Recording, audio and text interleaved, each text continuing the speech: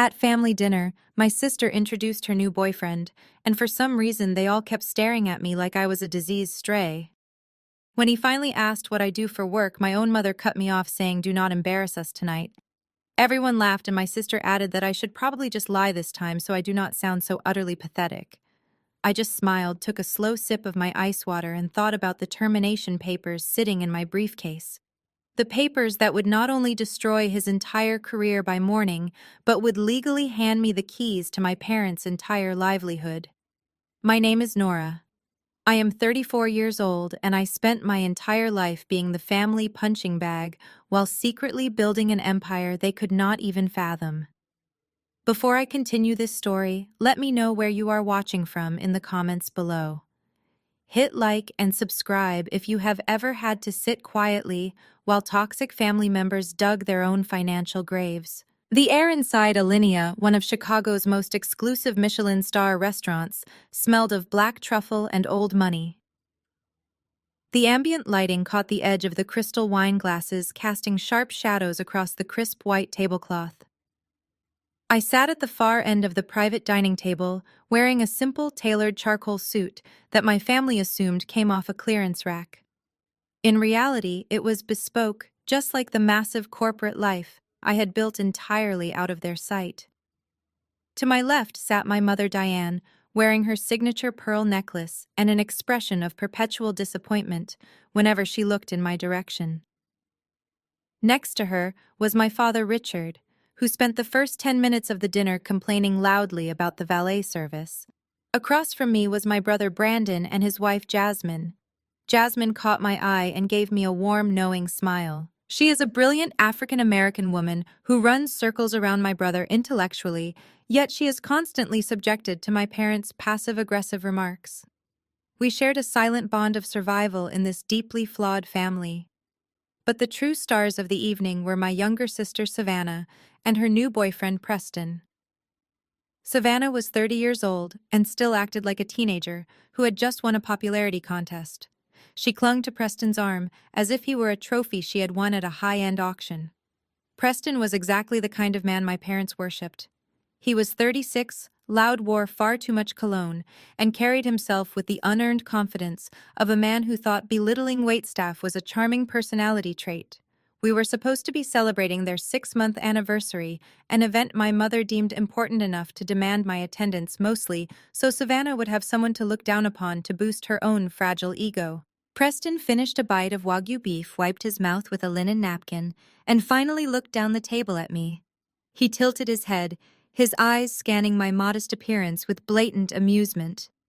"So Nora, Savannah tells me you are still doing the freelance typing thing," he said loudly. "What exactly do you do for work these days? Are you doing data entry for temp agencies?" Before I could even open my mouth to answer, my mother slammed her wine glass down on the table. The sharp clink of crystal echoed loudly in the private room. "Please, Preston, do not ask her that," my mother snapped, her voice dripping with venom. "Do not embarrass us tonight, Nora. We are here to celebrate your sister and Preston. We do not need to hear about your struggles to make rent this month." A chorus of mean-spirited laughter erupted around the table. My father chuckled, shaking his head.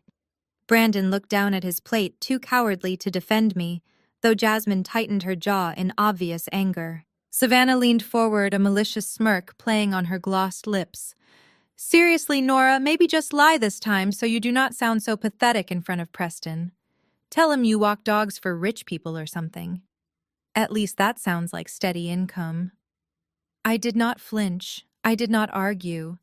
I just smiled, a small, cold smile that none of them knew how to interpret, and took a slow sip of my sparkling water. Seeing that I was not going to give them the reaction they wanted, Preston scoffed. He clearly thrived on being the center of attention, and my absolute silence gave him the perfect opening to take the floor once again. "Well, someone has to do the grunt work," he said smoothly, shooting Savannah a wink. He then aggressively pulled back his sleeve, deliberately flashing a heavy platinum Rolex that caught the chandelier light. "But let us talk about the future. I just got promoted to Senior Vice President at Nova Data Solutions." My parents physically leaned in, their eyes wide with absolute reverence. My mother clasped her hands together as if praying to a new deity. That is absolutely incredible, Preston. My father beamed. VP at 36. You are going to run that company someday. Preston chuckled a deeply arrogant sound that vibrated in his chest. Run it, Richard. I am going to bleed it for all it is worth. We just got acquired by some massive, secretive private equity firm out of New York. The stock options alone are going to make me a multi-millionaire by Friday. They are throwing money around like it is nothing, and I am right at the top of the food chain holding a very large bucket. Savannah squealed, kissing his cheek loudly. My future husband, everyone. The tech genius. They hung on his every word. My parents asked him probing questions about his corner office, his new bonus structure, and his golf handicap. They actively ignored me, treating me like a ghost haunting their perfect family dinner. They had no idea that the massive, secretive private equity firm he was bragging about was called Aegis Capital, and they certainly had no idea that I was its founder and CEO. Preston leaned back in his chair, swirling the expensive Cabernet in his glass. He was practically vibrating with self-importance. The acquisition is going to be finalized by Friday, he declared, making sure his voice carried to the waiters hovering nearby. And when the ink dries, my stock options vest immediately. We are talking high seven figures. They are gutting the old executive board, but they already assured me my position is safe. In fact, they need my vision to steer the transition. I will basically be running the entire division. Savannah gazed at him with wide, adoring eyes. She reached out and traced the lapel of his suit jacket. You are going to be a millionaire before you even turn 40, babe. We are going to need a bigger house, maybe something in the Gold Coast. My father nodded vigorously, already calculating how he could leverage Preston's newfound wealth to save his own sinking logistics company. That is how you do it, Preston. Real business. Hard work and strategy. Not like some people who waste their potential on dead-end gigs. He cast a pointed glare in my direction. I kept my face perfectly neutral. It was almost comical listening to Preston brag about his job security. I had personally reviewed the executive restructuring plan for Nova Data Solutions at 6 o'clock that morning. Preston was not being promoted. He was being investigated. But I let him have his moment. Preston noticed my silence and mistook it for jealousy. He let out a condescending sigh and reached into the inside pocket of his suit. He pulled out a sleek leather money clip that looked like it had cost more than my first car. He peeled off a crisp $20 bill and placed it on the white tablecloth. With a theatrical flick of his fingers, he slid the money across the table until it stopped right next to my water glass. Go ahead and take it, Nora, he said, flashing a blindingly white, perfectly veneered smile. Buy yourself a better outfit for those little freelance typing gigs of yours. You have to dress for the job you want, not the job you have. Though I suppose if you are just sitting in your living room all day, it does not really matter. Still treat yourself to something nice. Savannah giggled and leaned over to kiss his cheek. Oh my God, Preston, you are so bad. But seriously, you are so charitable. Do not spend it all in one place, Nora. My mother let out a delicate, approving laugh. That is very generous of you, Preston. Nora, say thank you to your future brother-in-law. I looked at the $20 bill. Then I looked at Preston.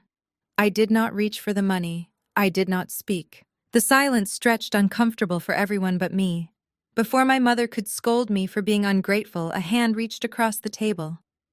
Jasmine, my sister-in-law, grabbed the $20 bill. Her dark eyes flashed with an anger I rarely saw her display in public. She flicked her wrist, sending the bill sliding right back across the table. It bumped against Preston's wine glass. Nora works hard, Preston, Jasmine said, her voice steady and dangerously calm. Keep your money. You might need it more than she does. The temperature in the room plummeted. Preston's arrogant smile vanished, replaced by a dark, offended scowl. Savannah gasped, clutching her napkin to her chest, as if she had just witnessed a physical assault. My father slammed his heavy hand down on the table, making the silverware rattle. Watch your tone, Jasmine, he growled, his face flushing red with sudden fury.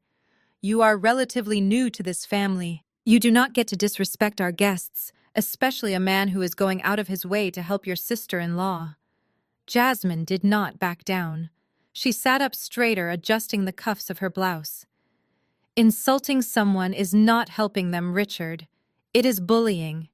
And I will not sit here and watch you all gang up on Nora, just because she does not fit into your corporate country club fantasy.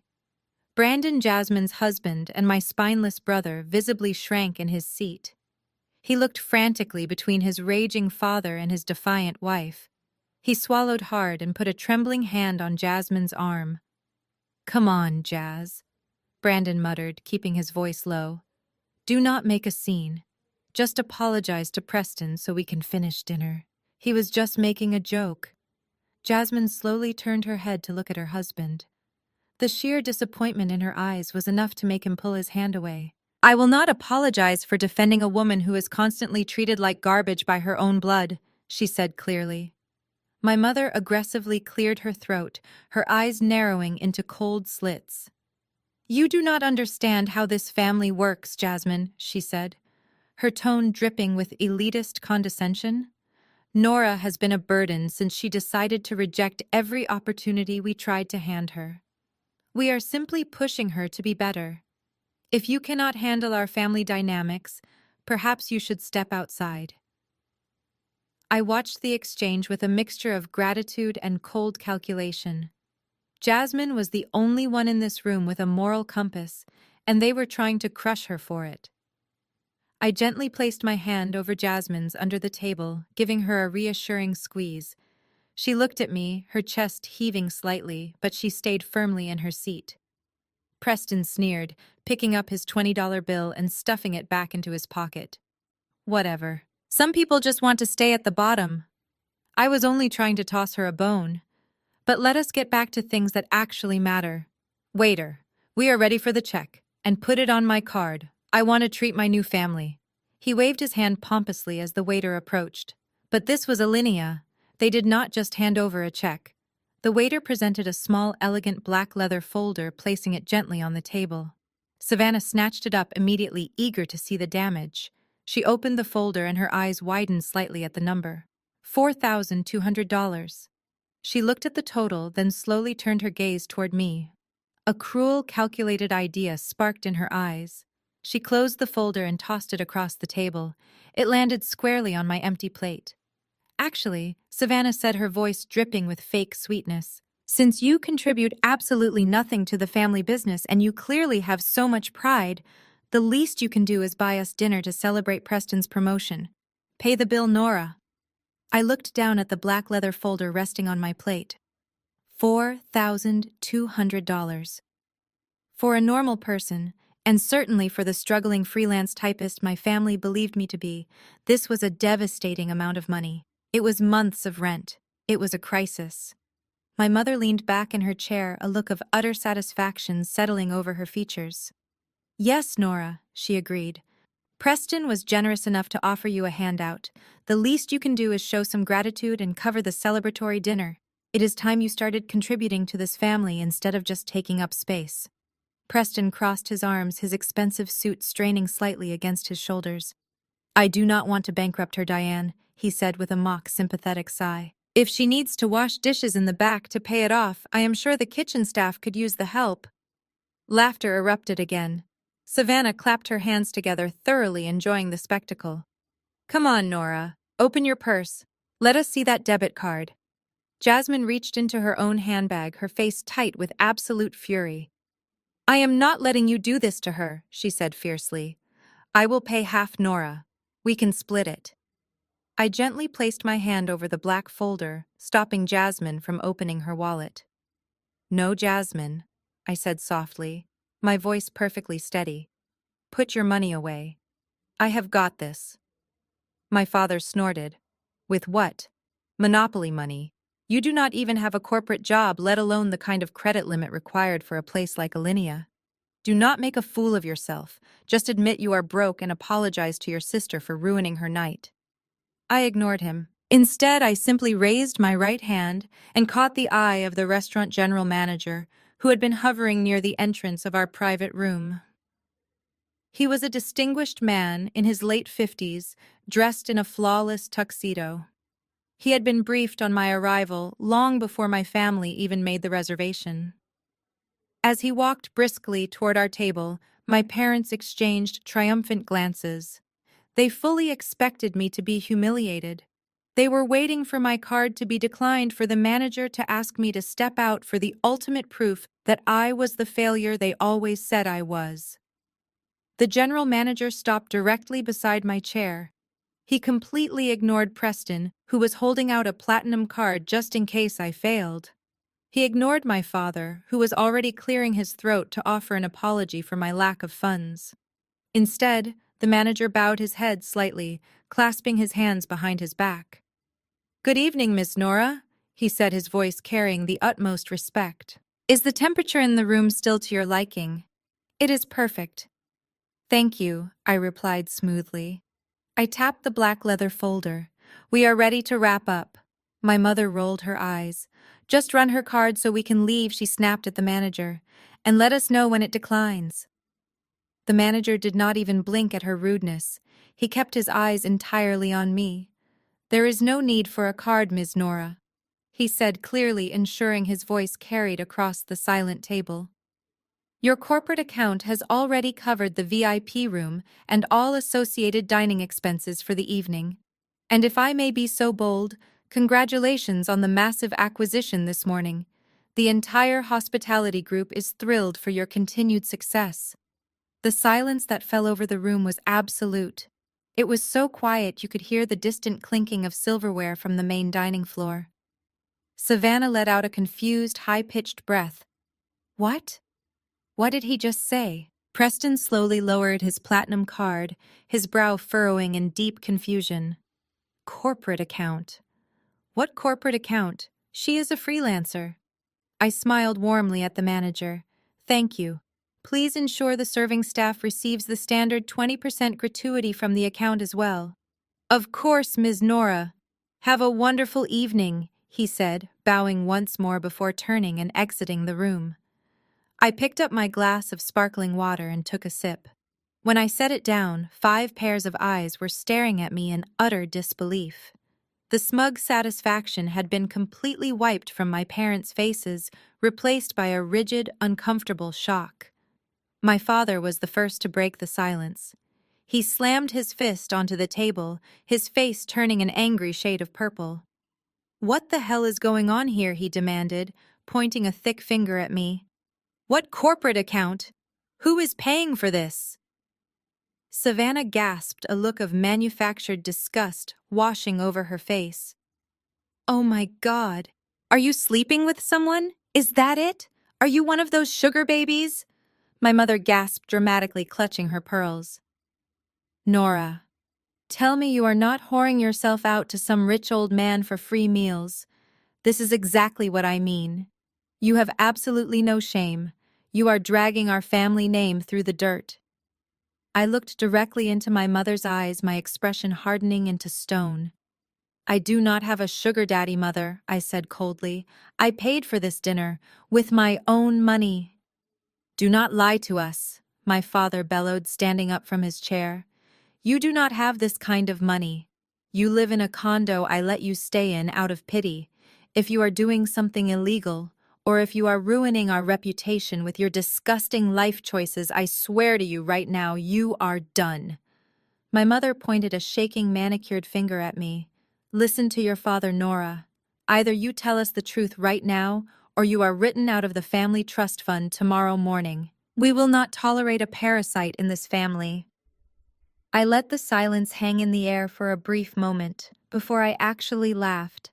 It was not a polite chuckle, but a genuine sound of amusement that echoed off the walls of the private room.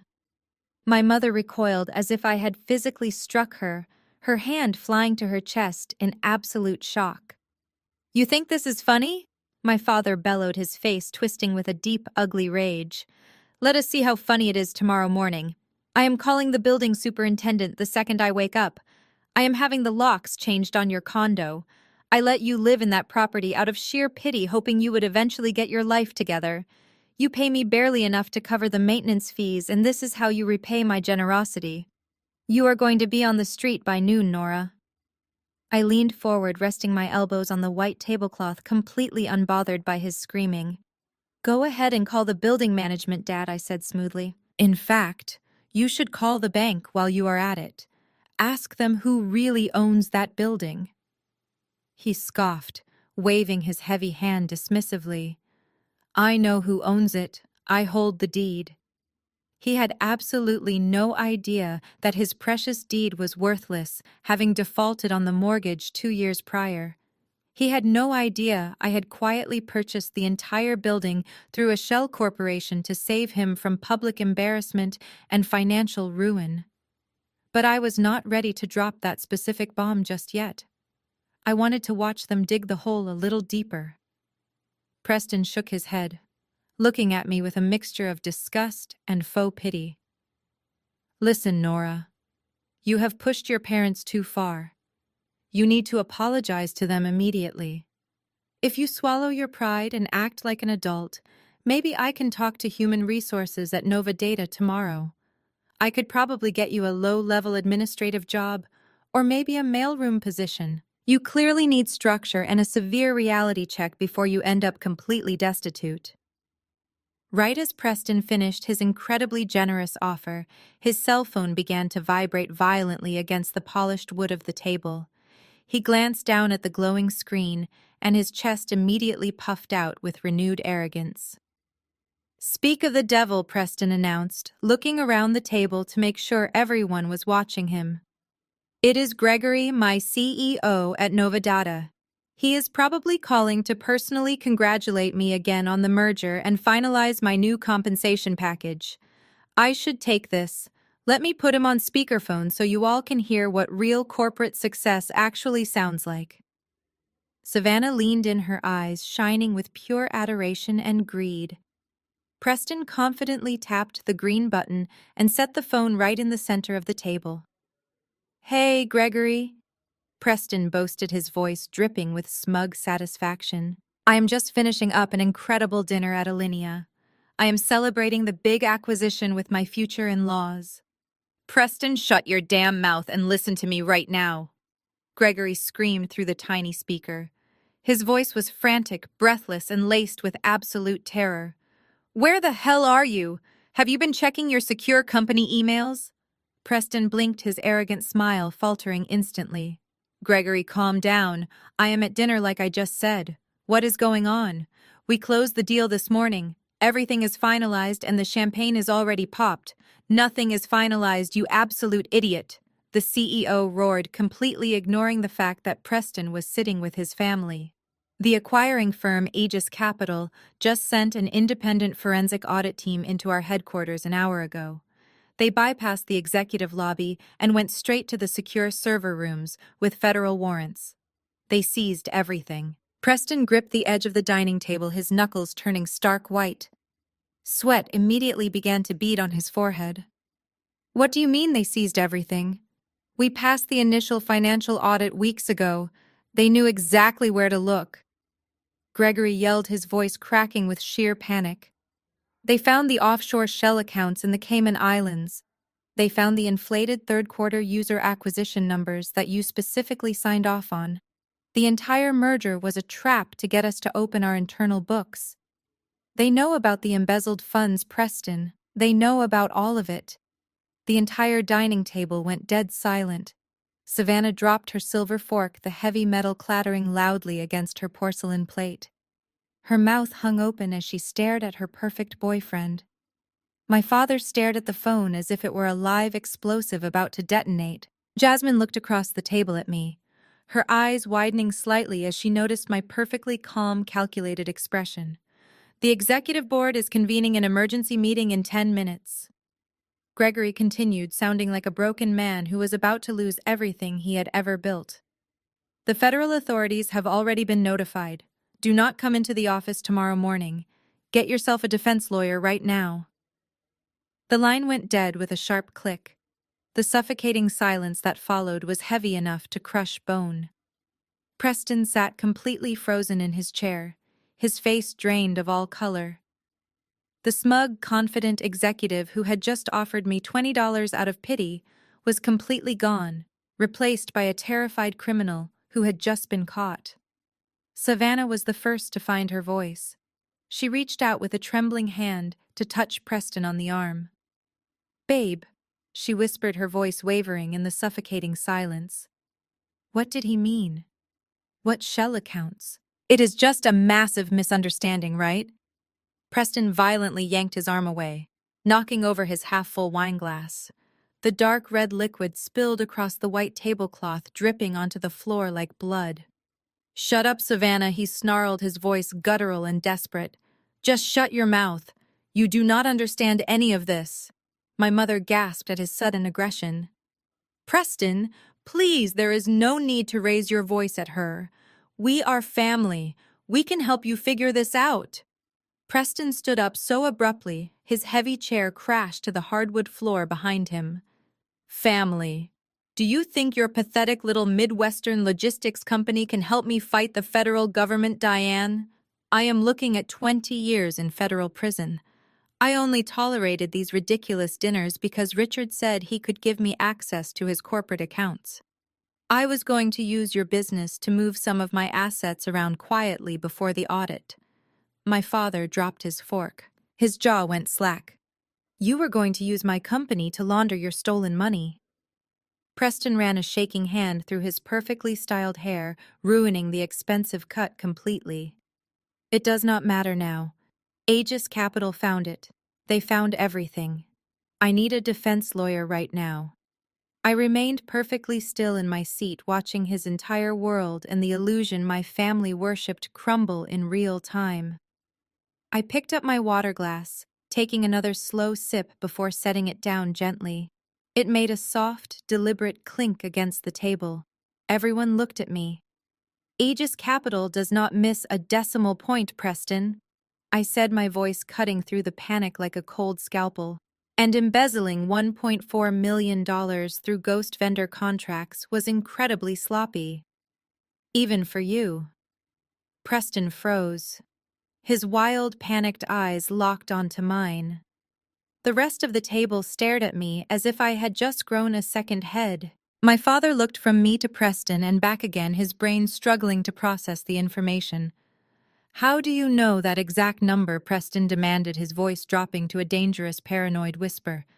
"That number was not in any of the Internal Revenue reports. Only the senior board knew that number." I calmly unclasped my leather purse and pulled out my iPad. I placed it flat on the table and tapped the screen to wake it up. "Public records and sloppy digital footprints leave quite a trail if you know where to look," I replied evenly. "You left a glaring paper trail from Nova Data straight to the Cayman Islands. You used your own personal email for the wire transfers." Preston contorted his face into something monstrous. He lunged forward, placing his hands flat on the table, looming over me with pure malice. "You psychotic bitch!" he hissed, spittle flying from his lips. "You did this. You hacked into my private accounts. You tipped them off because you are jealous of Savannah. You are trying to ruin my life." Rather than turning on the man who had just admitted to wanting to use their company for international money laundering, my family instinctively turned their wrath entirely on me. It was what they had done for 34 years. My mother stood up, her face twisted with absolute disgust. "Nora, how could you do this to your own sister? Are you so utterly miserable in your own pathetic life that you had to destroy her happiness? You are a monster." Savannah buried her face in her hands and began sobbing hysterically. "I knew she hated me," she wailed, her shoulders shaking violently. "She always wanted to ruin everything for me. She wants me to be alone forever." My father marched around the table, his fists clenched at his sides, his face turning an alarming shade of crimson. "Give me that tablet right now, Nora," he ordered, towering over my chair. "You are going to call the federal authorities and tell them you fabricated this entire thing. You are going to fix this, or so help me God. I will have you arrested for corporate espionage." Jasmine immediately stood up from her chair and stepped directly between me and my furious father. Her presence was imposing, her expression fierce and absolutely unyielding. "Back away from her, Richard," Jasmine commanded, her voice ringing with absolute authority. "Are you all completely delusional? This man just confessed to stealing millions of dollars and trying to drag your business into a federal crime, and you are screaming at Nora. Do not tell me what to do in my own family, you insolent outsider! My father roared, raising his hand slightly as if he might actually strike her. Brandon finally jumped up, but instead of defending his wife, he grabbed Jasmine by the arm and tried to pull her away. Stop it, Jasmine, Brandon pleaded, his voice cracking with utter cowardice. You are making it worse. Just let Dad handle Nora. She brought this on herself. Jasmine violently shoved Brandon away, her eyes blazing with absolute contempt.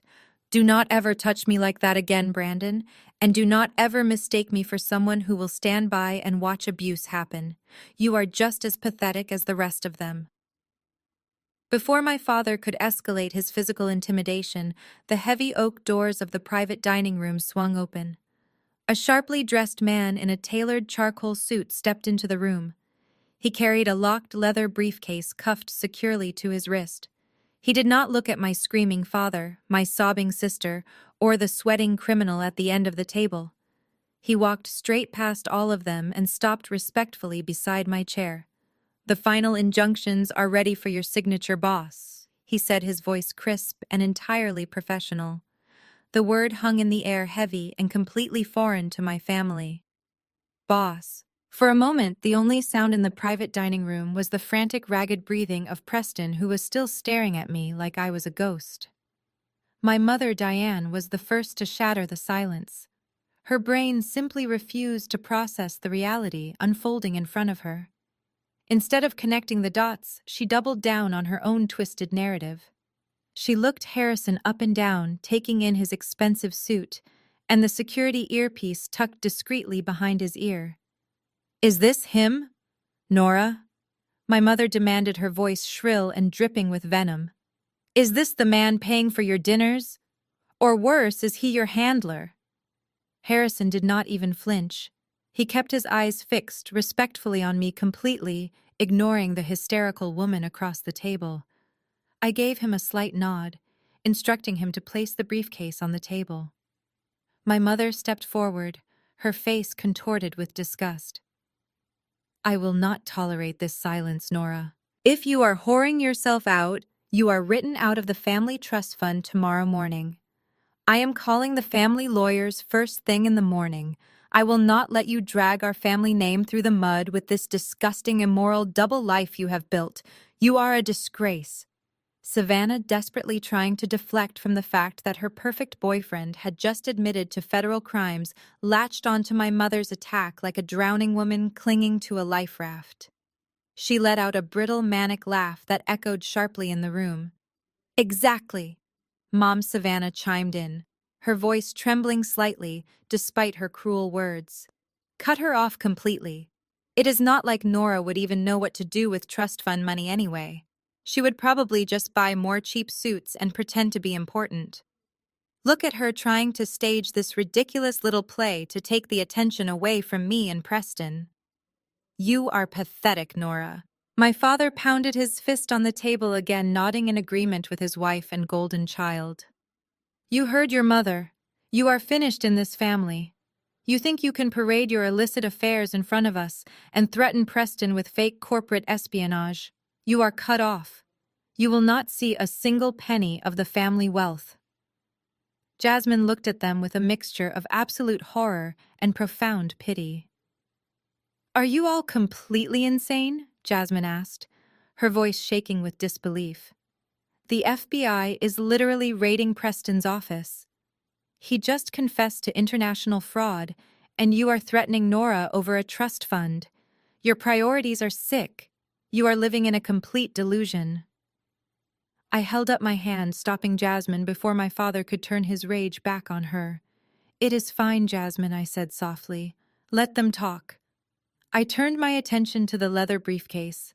Harrison smoothly entered the combination, the brass locks clicking open with a satisfying heavy sound. I lifted the lid, revealing neat stacks of legal documents on heavy watermarked paper. I looked up at my mother, who was still glaring at me with self-righteous indignation.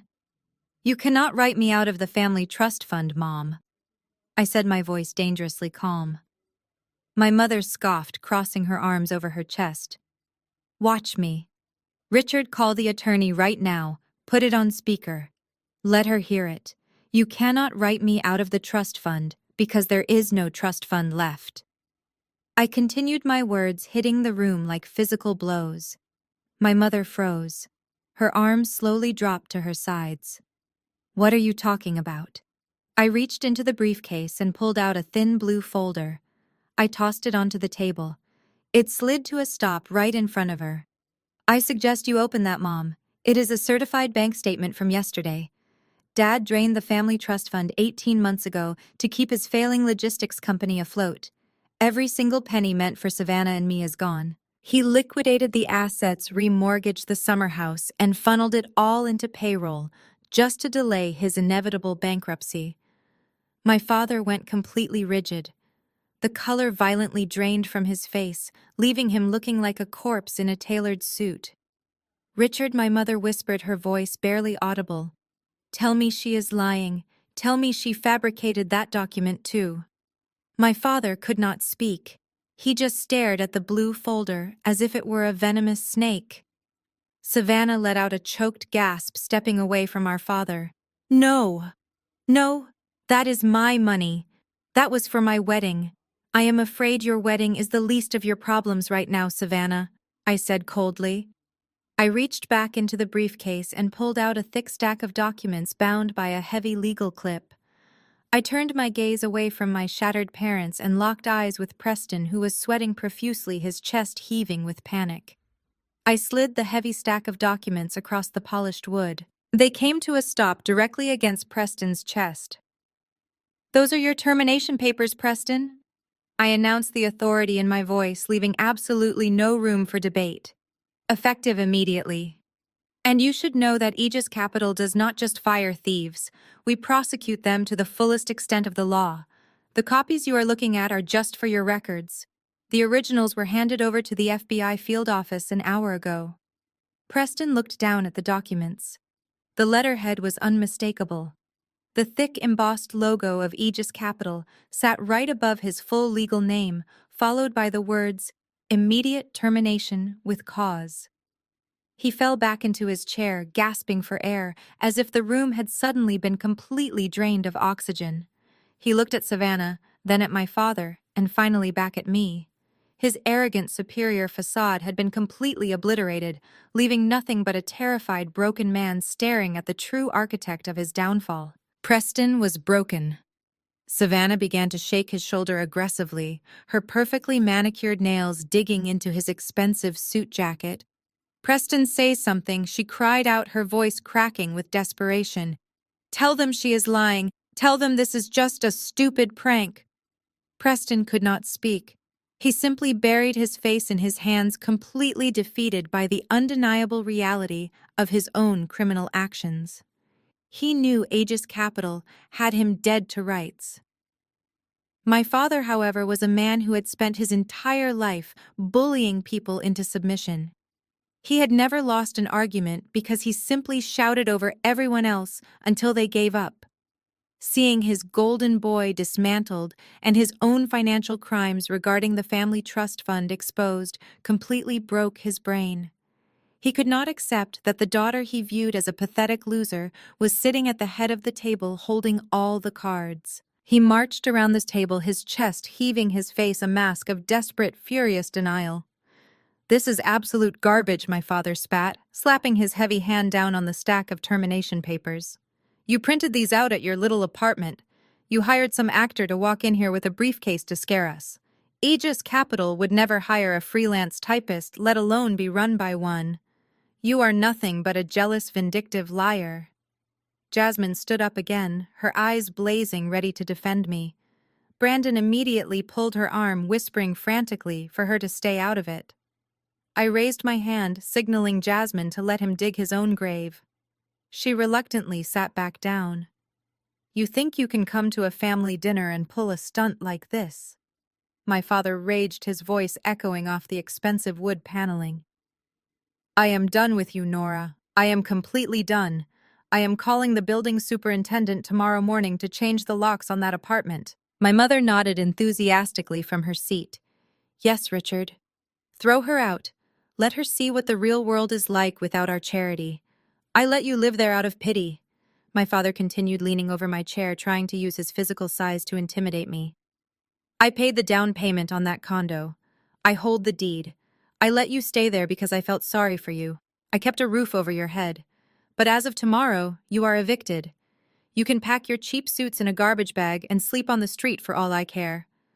I leaned back in my chair, crossing my legs elegantly. I did not break eye contact with him. I did not shrink away. I simply smiled, a cold, sharp expression that made him hesitate for a fraction of a second.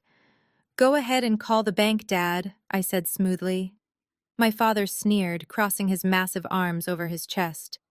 "I do not need to call the bank. I own the property outright. I make the rules." "You do not own anything," I replied, my voice dropping to a low, deadly calm that commanded the entire room. "You have not owned that property for over 2 years. His sneer faltered. He blinked, the absolute certainty in his eyes wavering just a little. "What the hell are you talking about?" "I have the deed in my office safe. A deed is just a piece of paper when you stop paying the mortgage, Dad," I explained, speaking slowly, as if addressing a particularly slow child. "You took out a massive second mortgage on that condo to cover payroll for your failing logistics company. Then you missed 4 consecutive payments. The bank initiated foreclosure proceedings 26 months ago. They were going to seize the property and publicly list it on the market." My mother gasped, looking at her husband in absolute horror. "Richard, is that true? Did you put her apartment up as collateral behind my back?" My father ignored her, staring intensely at me, a bead of cold sweat forming on his temple. "You are lying. Nobody evicted us. The bank sent a modification letter. They sold the debt to a private holding company, and I have been paying them directly ever since." "You have been paying an LLC called Horizon Properties," I clarified, watching his pupils dilate as the realization slowly began to set in. Horizon Properties is a subsidiary shell company created by Aegis Capital. "I bought your defaulted mortgage, Dad. I bought the entire building." He took a stumbling step backward, bumping heavily into Savannah's empty chair. "No. No, that is impossible. It is entirely possible, and it is a matter of public record." I continued, relentlessly leaning forward to deliver the final blow. "I let you believe you still owned it because I knew the moment you realized you were bankrupt, you would try to bleed my sister dry next. You have been paying rent to me for the past 2 years, so if anyone is calling the superintendent tomorrow to change the locks, it will be me." The absolute devastation on his face was something I had waited a lifetime to see. The big, powerful patriarch of the family had just been reduced to a tenant living on my good graces. My father stared at me, his jaw slack, the absolute certainty that had defined his entire life completely evaporating. He looked like a man who had just stepped off a cliff and realized there was no ground beneath him. "Diane." My mother slowly turned her head to look at him. The pristine aristocratic mask she wore so carefully was slipping. "Richard," she whispered, her voice trembling with a mixture of fear and rising fury. "Tell me she is lying. Tell me you did not gamble away our home and the girls' trust funds." He could not even look at her. He stared at the polished mahogany table, his chest rising and falling in shallow, panicked breaths. He had always been the loudest man in the room, the one who controlled everyone through financial intimidation. Now he had absolutely nothing left to threaten me with. Savannah, sensing the absolute collapse of her perfect family narrative, began to hyperventilate. She whipped her head around, her perfectly styled hair flying across her face, and desperately grabbed Preston by the shoulders. "Preston, do something," she shrieked. "You are a senior vice president. You have money. You can fix this. Tell them you will buy the building." Preston was barely holding it together himself. His tailored suit, which had looked so sharp an hour ago, now seemed to hang off him like a cheap costume. His eyes were darting around the room, completely feral. Before my father could find his voice to explode, before Savannah could launch into another hysterical fit, the heavy, suffocating silence in the room was pierced by a sharp electronic buzzing. Preston's cell phone was vibrating violently against the table once again. We all stared at the glowing screen. The caller ID simply read, Nova Data Executive Board. Preston stared at this device. A terrifying delusional shift happened behind his eyes. His mind, unable to process the sheer magnitude of his ruin, violently rejected reality. He let out a manic, breathless laugh and grabbed the phone. See? Preston stammered, his eyes wide and unhinged as he looked around the table. Gregory was just overreacting earlier. It is just a routine compliance check. They are calling me to apologize. They need me. I am the only one who understands the transition architecture. He was desperately eager to impress Richard and Savannah, clinging to the last shredded pieces of his elite corporate status. He wanted to prove that I was just a bitter liar. With a trembling finger, he pressed the green button and aggressively hit the speakerphone icon, placing the phone right in the center of the table. Hey, gentlemen, Preston boasted, though his voice cracked pathetically on the first syllable. I am just finishing up celebrating the acquisition with my future in-laws. What can I do for you? The voice that echoed through the speaker was not Gregory, the CEO. It was a cold, unfamiliar baritone that carried absolute, unforgiving authority. Preston, this is Chief Financial Officer William Davies, the voice said flatly. I am sitting in the boardroom with the federal forensic accountants from Aegis Capital. You are not celebrating anything tonight. Preston swallowed hard, his manic smile faltering.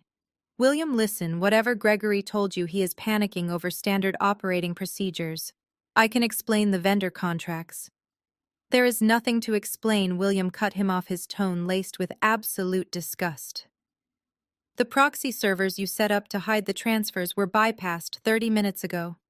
The auditors have hard copies of every single wire transfer you authorized to the offshore accounts. They even found the emails where you instructed the accounting team to alter the quarterly projections. You did not just cook the books, Preston. You incinerated them. Savannah let out a small, terrified whimper, shrinking back in her chair. My mother covered her mouth with both hands, her eyes wide with undisguised horror. Jasmine leaned back in her chair, folding her arms as she watched the destruction unfold. She glanced at Brandon silently, daring him to try and defend Preston now. William, please, Preston, begged, all pretense of arrogance completely vanishing. His voice was reduced to a pathetic whine. I was going to put the money back. I just needed to float it until my stock options vested. If you just give me 24 hours, I swear I can make the accounts balance. You do not have 24 hours, William stated coldly. Aegis Capital has officially filed criminal charges. The acquisition deal is frozen, and the entire executive board is facing federal scrutiny because of your unmitigated greed. Security has already boxed up your office. Preston began to hyperventilate, his hand clutching the expensive fabric over his chest. And Preston, William added, his voice dropping to a low, lethal register. The legal team from Aegis sent someone to personally deliver your termination papers. They explicitly instructed us to tell you that the CEO of Aegis does not negotiate with thieves. Do not try to run. The authorities have your license plate and your passport has been flagged. If you have a shred of dignity left, you will wait right where you are and turn yourself in. The line went dead, leaving nothing but the sound of Preston gasping for air in the silent room. The contrast between the luxurious setting of Alinea and the absolute degradation of the people sitting at the table was staggering. The crystal chandeliers still sparkled overhead, casting warm, inviting light over a family that was completely tearing itself apart from the inside out. The phone screen went black, plunging the room back into an oppressive, terrifying silence. Preston stared at the device resting on the white tablecloth as if it had just pronounced his death sentence. His chest heaved violently under his expensive tailored suit. The illusion of the untouchable corporate titan was entirely shattered, leaving behind a pathetic cornered criminal. Savannah was shaking uncontrollably. Tears streamed down her face, ruining her meticulously applied makeup. She reached out her hand, trembling, and gently touched his arm. "Preston?" she whispered, her voice barely a squeak. "What are we going to do? You can fix this, right?" "You told me you were invincible," Preston snapped. The last thread of his sanity broke, and the handsome, charming facade he had worn all evening morphed into something utterly repulsive. He violently swatted her hand away, hitting her wrist hard enough to make her gasp in pain. "Do not touch me," he hissed, his eyes wide and bloodshot. "This is your fault. You and your pathetic, money-hungry family. You distracted me. You were constantly demanding expensive dinners, designer bags, and luxury vacations. If I had not been so busy trying to keep up with your ridiculous lifestyle, I would have had time to properly scrub the proxy servers." Savannah recoiled as if she had been struck across the face. She let out a loud, ugly sob, burying her face in her hands. "He is blaming me," she wailed, looking toward our mother for comfort. "Mom, he is blaming me." Diane immediately stood up, her maternal instincts finally kicking in, though entirely misplaced as usual. "How dare you speak to my daughter that way?" she shrieked, pointing a shaking finger at Preston. "You are a fraud. You came into our home, drank our wine, and promised her the world. And now you are going to drag her into a federal scandal. What about the country club, Preston? What about the wedding announcements we already sent out? You have completely ruined us socially." Preston let out a harsh barking laugh that sounded completely unhinged. "Socially, Diane. I am about to be indicted for international wire fraud and embezzlement. I do not care about your stupid country club. I only dated your shallow, airheaded daughter because Richard bragged about his offshore logistics accounts at a golf tournament. I needed a clean company to wash my money through before the Aegis acquisition happened. I was going to use your idiot husband, and then I was going to drop Savannah the second the funds cleared." The brutality of his confession hung in the air. Savannah stopped crying and stared at him, her mouth hanging open in pure devastation. She had built her entire identity around being the beautiful, successful, golden child who had secured a millionaire fiancé. Now she was nothing but a pawn in a federal crime. My father, however, was incapable of accepting defeat. His massive ego simply would not allow him to surrender to the reality of the situation. He slammed both of his hands onto the table, leaning forward with desperate aggression. "Listen to me, Preston," my father barked, trying to regain control of the room. "We can still salvage this. My corporate lawyers are the best in Chicago. I have guys who specialize in white-collar defense. We will pool our resources. Aegis Capital is just a private equity firm. They are bullies in suits. We can tie them up in litigation for years. We just need to get our stories straight right now." Jasmine, who had been watching the entire exchange with absolute disgust, finally slammed her own hand against the table. "Are you completely out of your mind, Richard?" she yelled, her voice echoing loudly. "This man just stood there and admitted to using your daughter. He admitted he was planning to use your failing company to commit federal money laundering. And your first instinct is to offer him your lawyers. You are willing to go to federal prison just to save face." Brandon grabbed Jasmine by the waist, trying to pull her back into her chair. "Shut up!" Jasmine, Brandon hissed, his face pale with fear. "Dad knows what he is doing. If Preston goes down, he might drag our company down with him. We have to help him."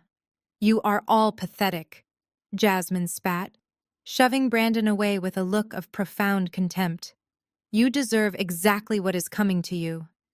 I sat perfectly still, observing the spectacular implosion of the family that had tormented me for 3 decades. They were literally clawing at each other like rats on a sinking ship. My father was willing to commit a felony to save his ego. My mother was mourning her social status. My sister was mourning her vanity. And Preston was drowning in his own greed. I reached for my glass of sparkling water, the ice clinking softly against the crystal. The sound drew everyone's attention back to me. They had almost forgotten I was sitting at the head of the table. "You cannot fight Aegis Capital, Dad," I said, my voice cutting through their hysterical screaming like a sharp blade. "Your corporate lawyers are cheap ambulance chasers compared to the legal team I have on retainer." Preston whipped his head around, his eyes locking onto me with absolute hatred. "Why do you keep talking like you know them?" he growled, his fists clenched at his sides. "Why did William say someone was bringing my termination papers?" "Because I am the one who sent them," I replied, my expression completely blank. And you really should have checked the background of the CEO who just bought your company, Preston. You might have recognized the name." Preston's hands shook violently as he reached across the table and snatched the heavy stack of termination papers. He had been so blinded by his own panic that he had not even bothered to look at the signature on the final page. Now his bloodshot eyes frantically scanned the heavy black ink at the bottom of the document. He read the printed name below the signature line out loud, his voice barely a raspy whisper. Nora Hastings, Founder and Chief Executive Officer. He dropped the papers as if they had suddenly caught fire. The thick packet hit the crystal water glass, knocking it over and sending a stream of cold water soaking into the pristine white tablecloth. Preston stumbled backward, his chair scraping loudly against the hardwood floor. He looked at me with a mixture of absolute terror and unhinged rage. "This is a joke," Preston stammered, pointing a trembling finger at me. "This is some kind of elaborate sick setup. You do not own Aegis Capital. You type data into spreadsheets in a cheap apartment. You do not have the capital to buy out a massive tech firm." My father, who had been standing frozen near his chair, finally seemed to process the magnitude of what was happening. His eyes darted from the termination papers on the table to my perfectly calm expression. The realization hit him like a physical blow. The daughter he had spent 34 years treating like an absolute failure was the unseen titan who had just orchestrated a multi-million-dollar corporate takeover. Richard swallowed hard, his throat dry. His entire demeanor shifted with sickening speed. The aggressive, bullying patriarch vanished, replaced instantly by a groveling, desperate businessman who smelled an opportunity for salvation. "Nora," my father said, his voice suddenly taking on a soft, pleading tone that I had never heard directed at me in my entire life. "Is this true? Are you really the head of Aegis Capital? Have you been running this massive private equity firm the whole time?" I kept my posture perfectly straight, my hands folded neatly in my lap. "I started Aegis 7 years ago, Dad," I replied smoothly. "I built it from the ground up while you were busy telling everyone I was a lost cause. I did not want your money, and I certainly did not want your approval. I wanted independence. And now I own the company that was about to make your golden boy a millionaire." Preston let out a guttural scream of frustration. He grabbed his hair, pulling at the expensive styled strands. He paced back and forth near the heavy oak doors, completely ignoring Savannah, who was still sobbing quietly into her hands. "You ruined me!" Preston yelled, spinning around to face me. I had everything lined up. The offshore accounts were untraceable. I was going to be set for life. You targeted me on purpose. You bought Nova Data just to destroy my career because you could not stand seeing Savannah happy.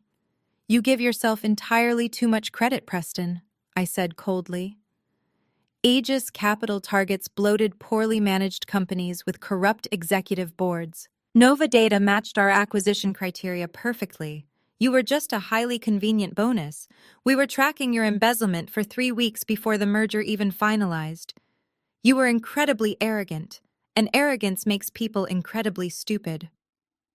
Savannah raised her head, her mascara running down her cheeks in dark, messy streaks. She looked at our father with desperate, pleading eyes. "Dad, you have to do something," she cried out. "You said you had lawyers. You said you could fix this. If Preston goes to prison, what happens to me? What about the wedding? What about the house in the Gold Coast he promised me?" Jasmine let out a sharp, incredulous laugh from across the table. "Are you actually hearing yourself right now?" Savannah Jasmine asked, shaking her head in pure disbelief.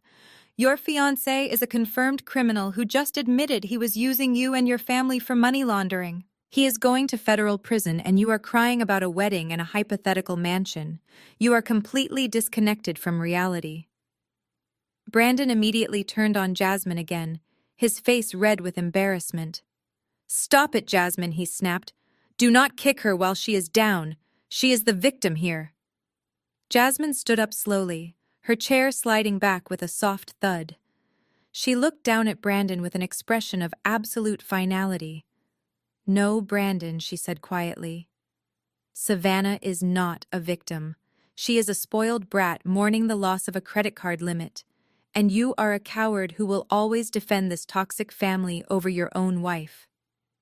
My father ignored all of them. He took a step toward me, a sickening, hopeful smile spreading across his face. "Nora, my brilliant girl," he said, holding his hands out as if he wanted to embrace me. "If you own Aegis Capital, then you have the resources to save us. You can bail out my logistics company. We are facing bankruptcy next month. You can fix everything. You can save your own family." I stared at my father's outstretched hands. The sheer audacity of his request hung in the air, thick and suffocating.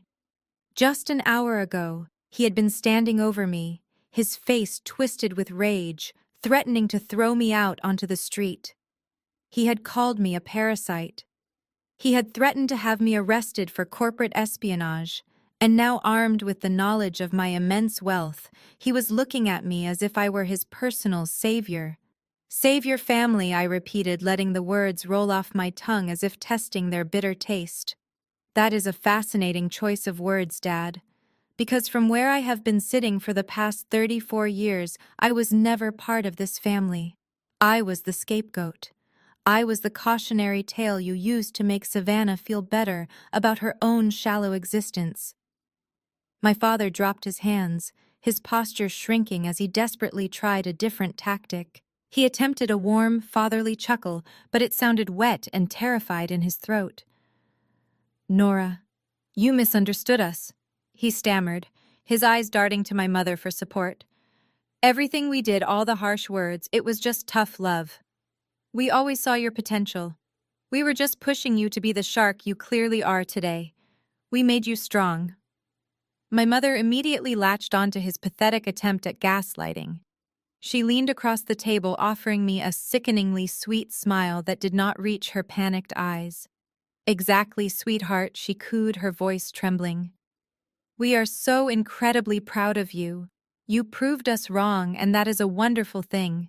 Now that the truth is out, we can finally be a real family. We can pool our resources, you can fix the logistics company, and we can put all of this ugliness behind us." I looked at the woman who had spent my entire childhood painting my room the wrong color just to exert control, the woman who had told me not to embarrass her mere hours ago. I reached back into the leather briefcase that Harrison had left open on the table. I did not pull out a checkbook. Instead, I pulled out a heavy red folder. "I do not need to pool resources with a sinking ship, Mom," I said smoothly, tossing the red folder onto the polished wood. It slid to a halt right over the spilled wine. My father stared at the folder, his hands visibly shaking as he reached out and opened the cover. "What is this?" he asked, his voice barely a whisper. "That is the comprehensive commercial debt portfolio for your logistics company," I explained, leaning back and watching the last remnants of his pride evaporate. "Wells Fargo classified your business as a toxic asset 6 months ago. You have been running at a massive deficit, bleeding capital, and making horrific logistical errors. The bank was preparing to force you into Chapter 11 bankruptcy and liquidate your trucks to cover the outstanding loans.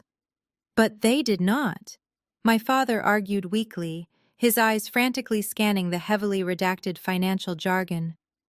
"They sold the debt to a private equity buyer. They sent me a notice. They sold it to Aegis Capital," I corrected him, my voice completely devoid of any sympathy. "I am your primary creditor, Dad. I hold the paper on your entire fleet, your warehouses, and your corporate headquarters." The color completely drained from his face. He looked like a man who had just been handed his own death certificate. "And because you illegally liquidated the family trust fund to cover your operating expenses without notifying your creditors, you are in direct violation of your financial covenants," I continued relentlessly. "Therefore, as of 5 o'clock this evening, Aegis Capital has initiated a full asset seizure. Your corporate accounts are frozen. The locks on the warehouses have already been changed by private security. Your logistics company belongs to me now, and my first act as the new owner is to formally dissolve the entity and sell the assets for scrap." Savannah let out a blood-curdling shriek. She stood up, knocking her chair backward. "My wedding!" she screamed, clutching the sides of her head. The deposits for the country club were in that corporate account. The florist, the caterer, everything. You cannot do this to me, Nora. Where are we supposed to live? How are we supposed to survive? You will have to figure it out just like I did when you all decided I was not worth your time, I replied coldly. Brandon, my brother, who had remained spineless and quiet throughout the entire ordeal, finally broke. He rushed toward me, tears streaming down his face. Nora, please, he begged, his voice cracking. I work for Dad. I am the regional manager. Jasmine and I need the income. We have a mortgage. You cannot just wipe out my job because you are mad at Mom and Dad. Before I could even respond to his pathetic plea, Jasmine stood up. She walked calmly around the table and stopped right beside Brandon. She reached out, took his hand, and looked deeply into his eyes. No, Brandon. Jasmine said, her voice completely steady and filled with absolute resolve. You need the income. I am completely done. Brandon froze, his tear-filled eyes widening in confusion. Jazz, what are you doing? He panicked. Jasmine reached for her left hand. In one fluid motion, she slid her diamond wedding ring off her finger. The gold band clinked softly as she dropped it directly onto the stack of Preston's termination papers.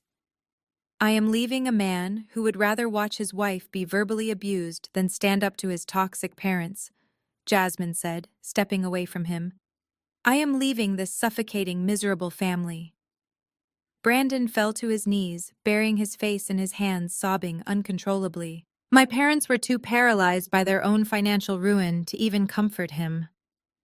I looked at Jasmine, feeling a profound sense of respect for the woman who had just reclaimed her life. Jasmine, I said, offering her a genuine warm smile. Aegis Capital is currently headhunting for a new vice president of operations. I need someone with an iron will and a flawless moral compass. The starting salary is $400,000 a year, plus full equity options. Are you interested? Jasmine smiled back, the weight of the world completely lifting from her shoulders. I accept, boss. Let us get out of here. Jasmine reached for her purse, her posture perfectly straight, radiating a confidence I had never seen in her before. Brandon stared at the gold ring sitting on top of the termination papers, his mouth opening and closing like a suffocating fish. He reached out to grab her wrist, a pathetic last-ditch effort to maintain control over the only good thing he had in his miserable life. Do not touch me, Brandon. Jasmine warned, her voice dropping to a dangerous whisper. You made your choice years ago, when you decided to let them treat me like an outsider. Now you get to stay inside with them. Enjoy the sinking ship. She stepped around him, walking gracefully to my side. I picked up my charcoal blazer from the back of my chair and slipped it on. The fabric felt like armor. I looked around the room one last time. The luxurious VIP dining area of Alinea, with its sparkling chandeliers and pristine white walls, looked like the scene of a brutal massacre. My father was still staring blindly at the red folder containing the foreclosure documents for his logistics company. His massive chest heaved, but he made no sound. The realization that he was entirely bankrupt, that his legacy was completely erased, had broken something fundamental inside his brain. My mother, however, was not ready to surrender her delusions. Seeing Jasmine stand beside me ready to walk out finally triggered the survival instincts she usually reserved for country club disputes. Diane scrambled up from her chair, her pearl necklace bouncing wildly against her chest. She practically threw herself across the room, planting herself firmly in front of the heavy oak doors, physically blocking our exit. Nora, you cannot do this, my mother shrieked, her voice cracking with pure desperation. You cannot just walk in here, destroy our lives, and leave. We are your family. I am your mother. I carried you. I raised you. You owe us. You owe your sister. I stopped a few feet away from her. I did not feel anger anymore. I did not feel sadness. I felt absolutely nothing for the woman standing in front of me. You did not raise me, Mom, I said calmly. You housed me. You fed me. But you spent every single day of my childhood making sure I knew I was a disappointment. You let Savannah tear up my homework. You let Dad belittle my grades. You told me my ambitions were embarrassing. You painted my room a color I hated, just to remind me that my preferences did not matter in your house. Diane shook her head frantically, tears finally spilling over her carefully applied makeup. We were just trying to prepare you for the real world, she sobbed, reaching out to grab my arm. I stepped back, avoiding her touch as if it were toxic. And you did an excellent job, I replied smoothly. The real world is ruthless. It is full of sharks and corporate predators. Because of you, I learned how to swim with them. Because of Dad, I learned how to identify financial weakness. And because of Savannah, I learned how to spot a fraud from a mile away. So thank you. Your horrific parenting created the CEO standing in front of you today. Savannah let out a loud, agonizing wail from the table. She pointed an accusing finger at our parents. This is your fault, she screamed at them. You told me we were rich. You told me I did not have to work because the trust fund would cover my lifestyle. You lied to me. You spent my wedding money on your stupid failing company. My father finally snapped out of his catatonic state. Shut up, Savannah, he roared, his face turning purple again. I did it to keep a roof over your head. If you were not so incredibly useless, maybe you could have helped the business instead of maxing out credit cards. The golden child illusion shattered completely. Savannah picked up her half-empty wineglass and hurled it across the room. It shattered against the mahogany-paneled wall, sending red wine splattering across the expensive wallpaper like blood. You are a failure, Dad, she screamed. You lost everything. While my family tore each other to pieces, Preston saw an opportunity. He slowly backed away from the table, trying to inch along the wall toward the doors. He thought the chaos would cover his escape. He was wrong. Harrison, my assistant, stepped effortlessly into his path, blocking the terrified executive. Going somewhere, Preston? Harrison asked, his voice entirely devoid of emotion. Get out of my way, Preston hissed, his eyes darting frantically around the room. I need to call my lawyer. I am leaving. I turned to look at the man who had offered me a $20 bill out of pity just an hour ago. You can call your lawyer from the lobby, Preston, I said. But I would not recommend making any sudden movements. The FBI field agents are waiting for you by the valet stand. They requested that we keep you in the VIP room, but I told them you might try to run. It seems I was right. Preston clamped his hands over his mouth, his knees visibly buckling. He slid down the wall, collapsing into a pathetic heap on the hardwood floor. He was hyperventilating, completely paralyzed by the reality of federal prison. I looked back at my mother, who was still standing in front of the doors, trembling violently. Move, Diane, I commanded. She looked into my eyes and finally saw the absolute truth. I was not the scared little girl she used to bully. I was a force of nature that she could no longer control. Slowly, her shoulders slumped.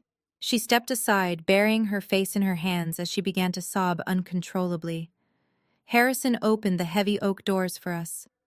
I stepped out of the VIP room, leaving the screaming, crying, broken remains of my toxic family behind me. Jasmine walked right beside me, her head held high. We did not look back, not even once.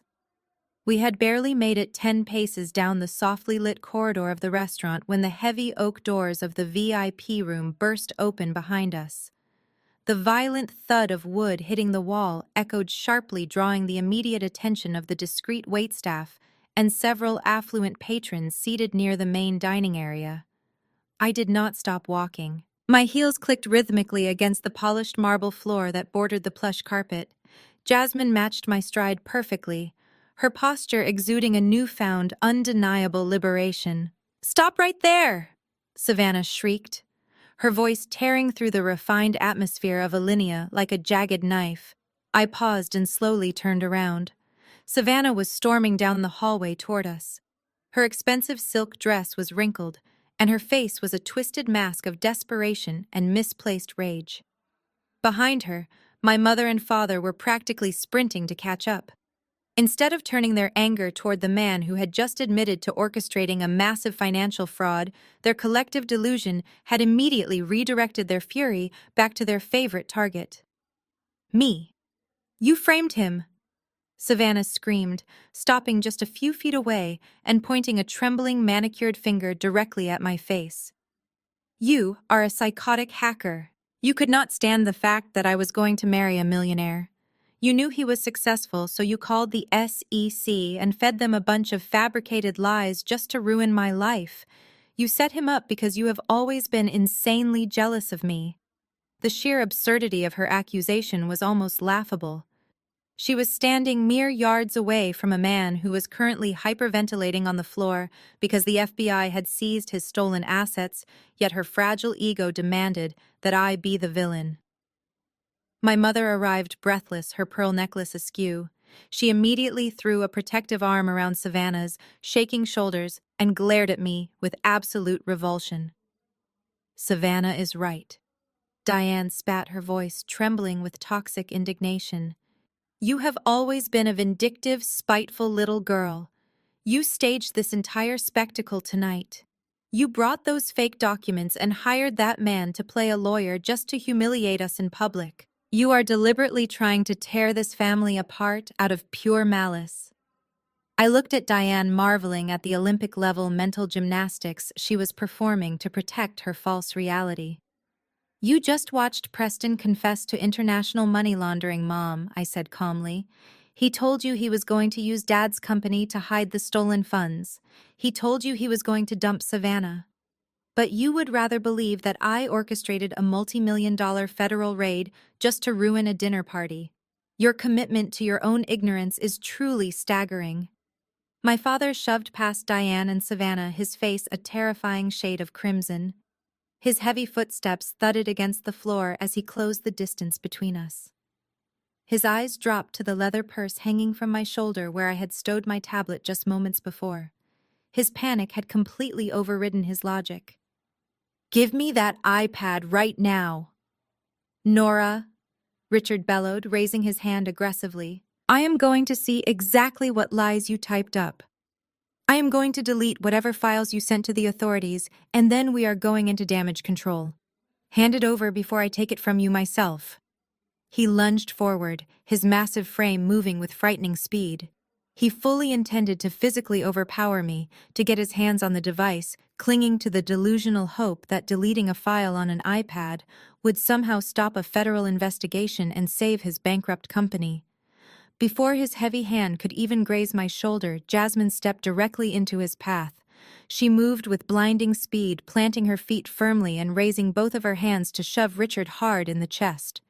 The impact forced my father to stumble backward, completely stunned by the physical resistance. Back the hell off, Richard, Jasmine commanded, her voice ringing out with absolute unwavering authority. Do not take another step toward her. My father stared at Jasmine, his jaw slack with shock. You dare put your hands on me, he growled, stepping forward again. Jasmine did not flinch. She stood tall, a fierce protector, completely unbothered by his bullying tactics. Try to touch her again and see what happens. Jasmine warned, her dark eyes flashing with intense fury. You are a pathetic, cowardly old man. Your entire world is burning to the ground because of your own greed and stupidity, and you are out here in a hallway trying to attack your daughter over a piece of glass and metal. You think deleting an email is going to stop Aegis Capital. You think smashing a tablet is going to stop the FBI. You are completely pathetic. I placed a gentle hand on Jasmine's shoulder, silently thanking her, before looking directly into my father's terrified eyes. She is right, Dad, I said softly. The iPad is just a screen. The data is on secure servers, and the authorities already have it. There is nothing you can do to stop what is coming. It is over. My father stared at me, the words echoing in the luxurious hallway. The sheer finality of my statement should have broken through his delusions, but a man who has relied on physical intimidation his entire life does not surrender easily. He let out a low, guttural growl, his face twisting into a mask of pure, unadulterated rage. He recovered his balance from Jasmine's shove, his massive shoulders tensing under his suit jacket. You ungrateful little wretch! Richard snarled, stepping forward with his hand raised high, fully intending to strike Jasmine out of his way to get to me. I will teach you how to speak to your father. Right as his hand reached its apex before he could bring it down, the polished silver doors of the private elevator at the end of the corridor chimed loudly. The elegant ping cut through the tension like a gunshot. The doors slid open, revealing a sharply dressed man in a flawless navy blue tailored suit. He stepped onto the plush carpet carrying a heavy locked leather briefcase. This was Carter, the senior legal counsel for Aegis Capital. He was a man who specialized in hostile corporate takeovers and had absolutely zero tolerance for family drama. He walked down the hallway with long, purposeful strides, his eyes locked entirely on me. He completely ignored my screaming mother, my sobbing sister, and the towering, furious figure of my father.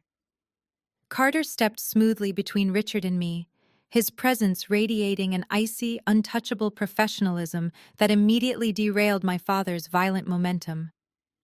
The final injunctions are ready for your signature, boss. Carter said, his voice echoing clearly in the quiet hallway. He rested the leather briefcase on a sleek marble credenza against the wall and quickly spun the brass combination dials. The heavy latches clicked open with a satisfying snap.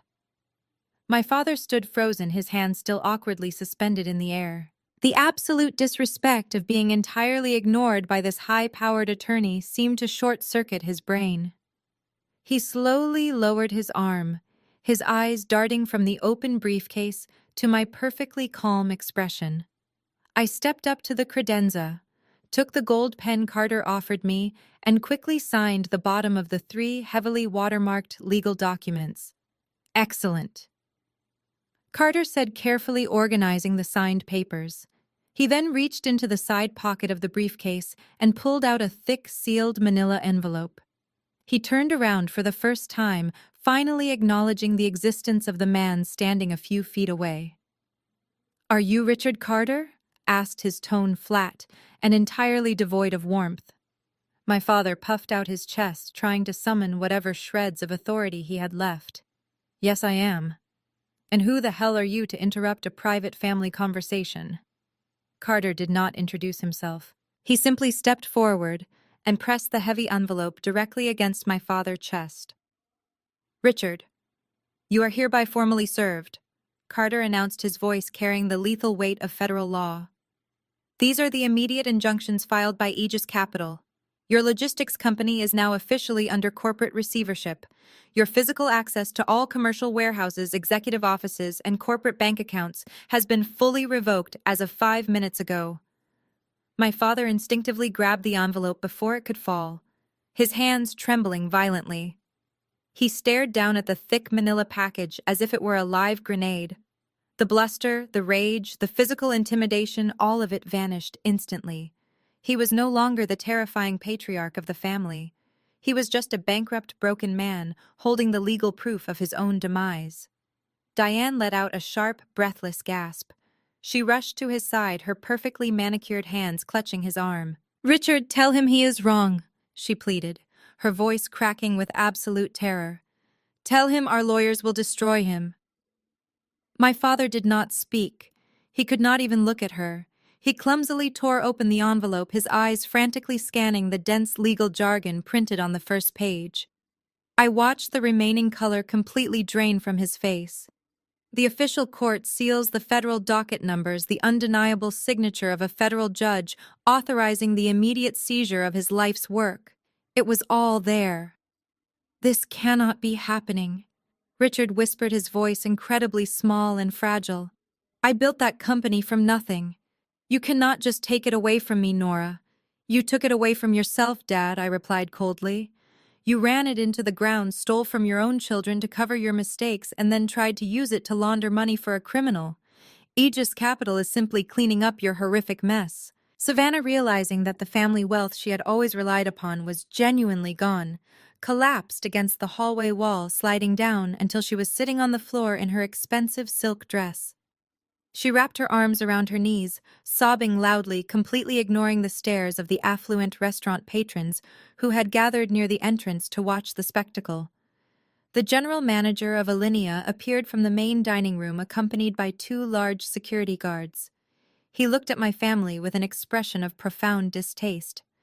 "I am going to have to ask you to leave the premises immediately," the manager said to my parents, "or I will be forced to call the police for causing a public disturbance." It was the ultimate humiliation for my mother. Being escorted out of an exclusive Michelin star restaurant by security was a social death sentence she would never recover from. The 2 large security guards did not leave room for negotiation. They stepped forward, their sheer physical presence forcing my parents and Savannah to take several steps back toward the VIP dining room. The general manager stood behind them, his face a mask of absolute professional disdain. "Please gather your coats and personal belongings," the manager instructed, his tone ice cold. "You will be escorted out through the rear service exit. I will not have my other guests subjected to this circus." The service exit. My mother looked as though she had just been told she was going to be publicly executed. The idea of being paraded past the kitchen staff, walking past dumpsters, and being thrown out the back door was completely unfathomable to her.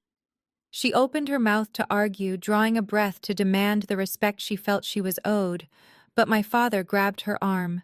His grip was loose and utterly defeated. "Just do what he says," Diane Richard muttered, his voice hollow. He was still clutching the manila envelope Carter had handed him, holding the notice of his own corporate foreclosure against his chest like a useless shield. We all moved slowly back into the private dining room. The space that had felt so triumphant just an hour ago now felt like a tomb. The spilled red wine had soaked completely into the white tablecloth. Preston was still on the floor near the wall, clutching his knees, his expensive suit wrinkled and pathetic. One of the security guards reached down, grabbed Preston by the shoulder, and hauled him to his feet, shoving him roughly toward his chair at the dining table. Preston collapsed into the seat, his head hanging low, his breathing erratic. Carter stood beside the marble credenza where his open leather briefcase rested. He reached inside and pulled out one final, incredibly thick stack of documents. They were bound by a heavy black legal clip and stamped with bright red federal seals. He turned and handed the massive stack directly to me. I walked over to the dining table. Preston did not even look up. He was staring blankly at the ruined tablecloth. I unlocked the heavy black legal clip, raised the stack of legal documents, and tossed them onto the polished wood.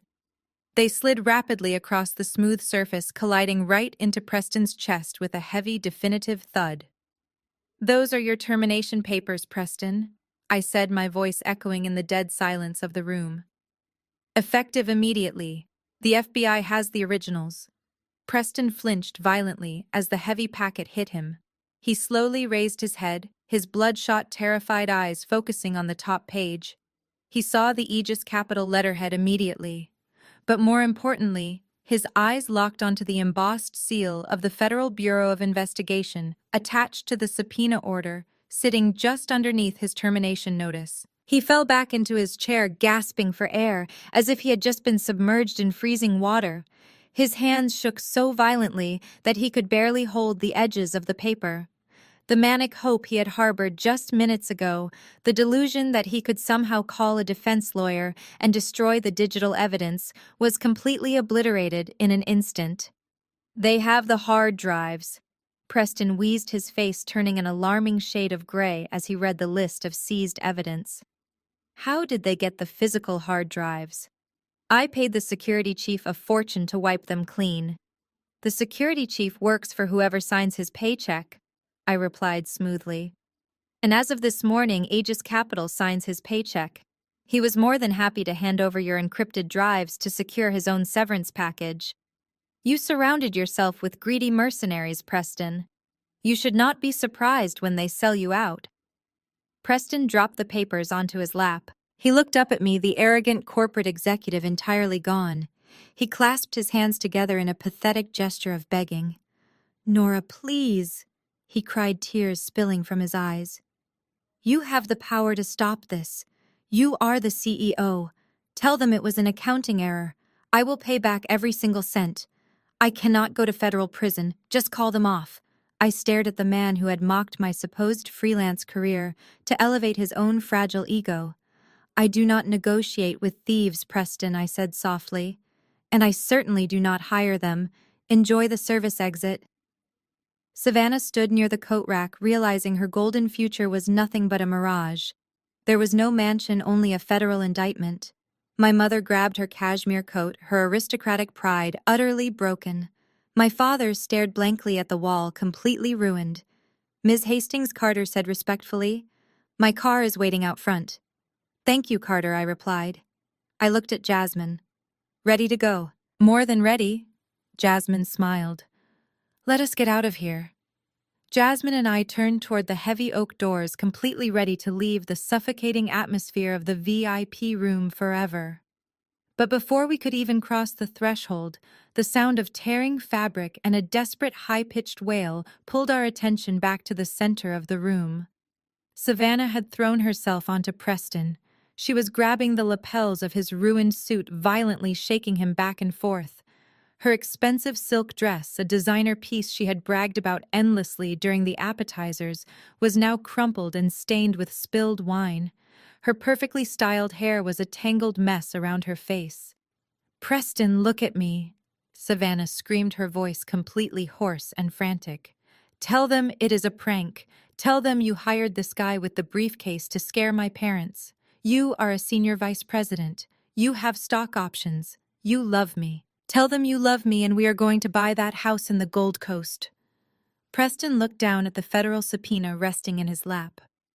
The official red seal was a physical weight crushing his chest, a finalized ticket to a federal penitentiary. He slowly looked up at Savannah, and the last remaining shred of his charming, perfect boyfriend persona dissolved into pure venomous hatred. His eyes were wide, bloodshot, and feral. He violently shoved her backward with so much force that she stumbled, her hip colliding hard against the edge of the mahogany table. "Get off of me, you pathetic idiot!" "Preston!" roared his voice, echoing sharply off the wood-paneled walls. My mother gasped, taking a step forward to intervene, but the sheer rage radiating from Preston froze her in her tracks. "This is your fault," Preston spat, pointing a shaking finger directly at Savannah's tear-streaked face. "You did this to me. You sat there for 6 months drinking my expensive wine, spending my money, and telling me your older sister was a broke freelance typist who lived off your father's charity. You told me she was an absolute nobody. If you had just told me the truth, if you actually knew a single thing about your own family, I would have known Aegis Capital was watching me. I would have covered my tracks. I would have moved the money to a different offshore proxy." Savannah clutched her side where she had hit the table, looking at him as if he had just turned into a monster right in front of her. "I did not know," she sobbed, holding her hands up in a desperate defensive gesture. "She hid it from us. But it does not matter, Preston. We can fight this together. I am going to be your wife. We are partners." Preston let out a harsh, barking laugh that sounded completely unhinged. It was the sound of a man whose sanity had snapped under the pressure of his own arrogance. "My wife," Preston mocked, his upper lip curling into a sneer of absolute disgust. "Are you actually that stupid? I never wanted to marry you, Savannah. I do not even like you. You are the most shallow, irritating, incredibly vain woman I have ever met in my entire life." My father tried to step forward to defend his golden child, finding a brief spark of his old temper. "Do not speak to my daughter that way," Richard barked. "Carter." My attorney immediately stepped directly into Richard's path, his cold, unwavering stare forcing my father to halt instantly. Preston ignored Richard entirely, keeping his furious gaze locked on Savannah. "I only dated you because your father is a loud-mouthed idiot who cannot stop bragging after 2 glasses of scotch," Preston confessed, his words delivering the final fatal blow to Savannah's reality. He talked endlessly at the country club about his offshore logistics accounts and his private shipping warehouses. I needed a failing, desperate company to wash my embezzled money through before the Aegis acquisition finalized. You were an easy mark. You were just a shiny, expensive distraction while I planned my exit strategy. Savannah stopped crying. The shock of his words hit her system like a physical tranquilizer, completely paralyzing her. You were so desperate for a diamond ring and a country club membership that you never once asked to see my actual financial statements. Preston continued mercilessly. I was going to use your father's rotting business to clean my $1.4 million, and then I was going to dump you the second the wire transfers cleared the banks in the Cayman Islands. You mean absolutely nothing to me. Savannah's knees buckled. The absolute undeniable reality of her situation finally crushed her. She was not a prize. She was not a beloved fiancée destined for high society. She was a gullible pawn in a federal crime discarded the exact second she was no longer useful to a con artist. She collapsed onto the hardwood floor, pulling her knees tightly to her chest, and began to wail. It was not a performative cry for attention, like she had used her entire life to manipulate our parents. It was the deep, agonizing sound of a woman whose entire identity, ego, and future had just been violently ripped away. She buried her face in her arms, completely shattered. Savannah's agonizing cries filled the ruined VIP room, but my father barely looked at her. He stepped over his golden child as if she were nothing more than a discarded coat on the hardwood floor. His mind utterly incapable of accepting total defeat at the hands of the daughter he had always despised, was desperately searching for a new narrative. He needed a loophole. He needed a way to rationalize the absolute humiliating destruction of his massive ego. He stopped a few feet away from me, his breathing ragged and shallow. His eyes darted to Carter, my impeccably dressed attorney, and then back to me. A sudden delusional spark of defiance lit up his bloodshot eyes. He pointed a thick, trembling finger directly at my face. "This is a front," Richard spat, his voice regaining a pathetic fraction of its former booming volume. "You are a puppet."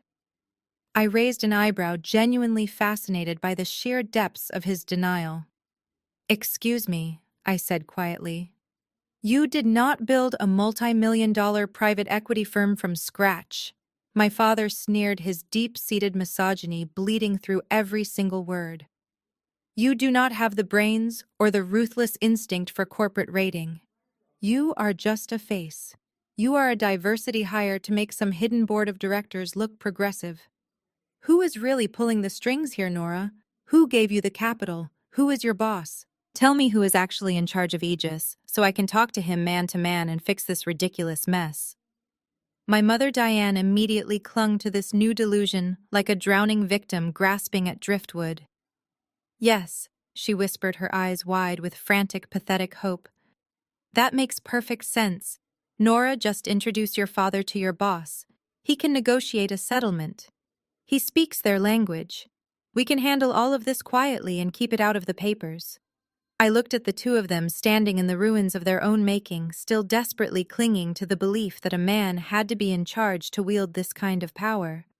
I slowly reached up and adjusted the lapels of my tailored charcoal blazer. I stood perfectly straight, letting the full, undeniable weight of my authority settle over the silent room. I stepped forward, closing the distance until I was looking directly into my father's panicked eyes. "I do not have a boss, Dad," I said, my voice resonating with absolute, unbreakable power. He swallowed hard, trying to maintain eye contact, but he was already failing. His jaw trembled slightly. "There is no shadow board of directors." I continued my words, striking him like physical blows. "There is no male investor pulling my strings. I own 100% of the voting shares of Aegis Capital. I built the proprietary trading algorithms myself. I secured the initial venture funding under a blind trust. I am the sole founder and chief executive officer. I bought Nova Data this morning with cash, and I just fired your golden boy." My father opened his mouth, but no sound came out. The absolute certainty in my voice completely dismantled his last remaining defense mechanism. "You spent my entire life telling me I was too soft, too stupid, and too pathetic to survive in the real business world," I said, leaning in slightly to ensure he heard every syllable. "You told Savannah she was the brilliant one because she knew how to manipulate men with money. But while you were busy grooming her to be a useless trophy wife, I was quietly building an empire. I am the apex predator you always pretended to be, Dad, and I just swallowed your entire legacy whole." Richard physically recoiled, stumbling backward, until the back of his knees hit the edge of a heavy dining chair. He collapsed into the seat, landing heavily right next to Preston. The two arrogant, deceitful men who had started the evening boasting about their wealth and their elite corporate power were now sitting side by side, completely stripped of their dignity, their finances, and their futures. Diane let out a quiet, defeated whimper. She covered her face with her manicured hands, finally realizing that there was no man to negotiate with, no charm she could use, and no social status that could save her. The daughter she had treated like garbage was the undisputed architect of their complete ruin. Carter closed his leather briefcase with a sharp, echoing snap. "The paperwork is finalized, Ms. Hastings," he said professionally, completely ignoring the shattered family surrounding us. "The authorities are ready at the service exit to take Preston into federal custody. The local police have also arrived to ensure the rest of your party vacates the premises immediately." "Perfect," I replied. I looked down at Preston, who was staring blankly at the floor, and my father, who was staring at his own trembling hands. I turned to my sister-in-law. "Let us go, Jasmine. We have a company to run tomorrow." Jasmine and I took our first steps toward the doorway. The finality of the moment should have been the end of it, but my mother's reality distortion field was incredibly stubborn. She physically lunged forward again, her heels scraping awkwardly against the hardwood floor. "Wait!" Diane shrieked, her voice echoing in the high-ceilinged room. "You are not walking out of here like you own the place." I stopped and turned my head just enough to look at her over my shoulder. "I do own the place, Mom. Literally."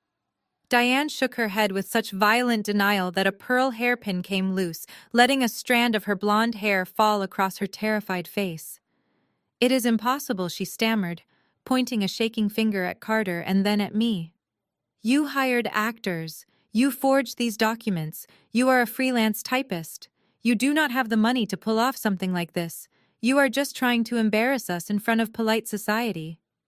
The general manager, who had been waiting just outside the heavy oak doors with his two burly security guards, stepped fully back into the VIP room. He had clearly heard enough of my mother's hysterical, baseless delusions. He adjusted his perfectly tailored suit jacket and cleared his throat, commanding the room with his practiced hospitality authority. "Excuse me, madam," the manager said smoothly, his eyes fixed on my mother. Diane immediately turned her desperate attention to him. "Yes, tell her," Diane demanded, her tone instantly reverting to the haughty, demanding country club customer she always played. "Tell this ridiculous girl to stop making a scene. Throw her out. She is causing a disturbance and ruining Savannah's evening." The manager looked at my mother with an expression of polite, absolute pity. The kind of look you give a stray animal that does not realize it is standing in traffic.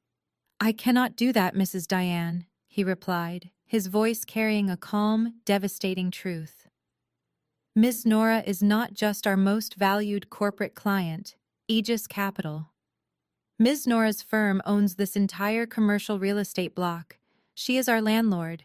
The restaurant group answers directly to her holding company." The words hung in the air, heavy and irrefutable. It was one thing for me to declare my wealth, but hearing it confirmed by the impeccably dressed manager of one of the most exclusive restaurants in Chicago finally shattered the illusion completely. A neutral, highly respected third party had just validated everything I said. The crushing weight of my massive wealth and power physically hit my parents. Diane stumbled backward as if the manager had struck her across the face. She bumped into the edge of the dining table, her hands gripping the ruined tablecloth to keep herself from collapsing onto the hardwood floor next to Savannah. Her mind was rapidly calculating the devastating social fallout. Without the trust fund, without the logistics company, and without Preston's fabricated millions, they would be exiled from their elite circles. Their friends would abandon them.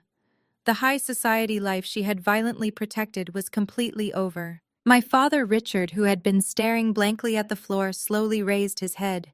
His eyes locked onto me, but the arrogance, the disdain, and the patriarchal superiority were completely eradicated. In their place was raw, unadulterated awe, mixed with a sickening level of fear. He realized that the red foreclosure folder on the table was not a bluff. He had built his entire identity around being the intimidating boss who demanded respect. Now he was just a man drowning in debt, standing in a building owned by the daughter he had gleefully abused. The dynamic of the room completely flipped in a matter of seconds. For 34 years, they had held all the power. They controlled the purse strings, the family narratives, and the social standing. They used their money as a weapon to demand my obedience and punish my independence. Now they realized they were absolutely destitute, and the daughter they had treated like a diseased stray held the keys to their entire existence. "Nora?" My mother whispered, the venom in her voice entirely replaced by a pathetic, trembling reverence. "You really own all of this. You are a billionaire." I did not answer her. I did not need to. The silence was an agonizing confirmation of their worst nightmare.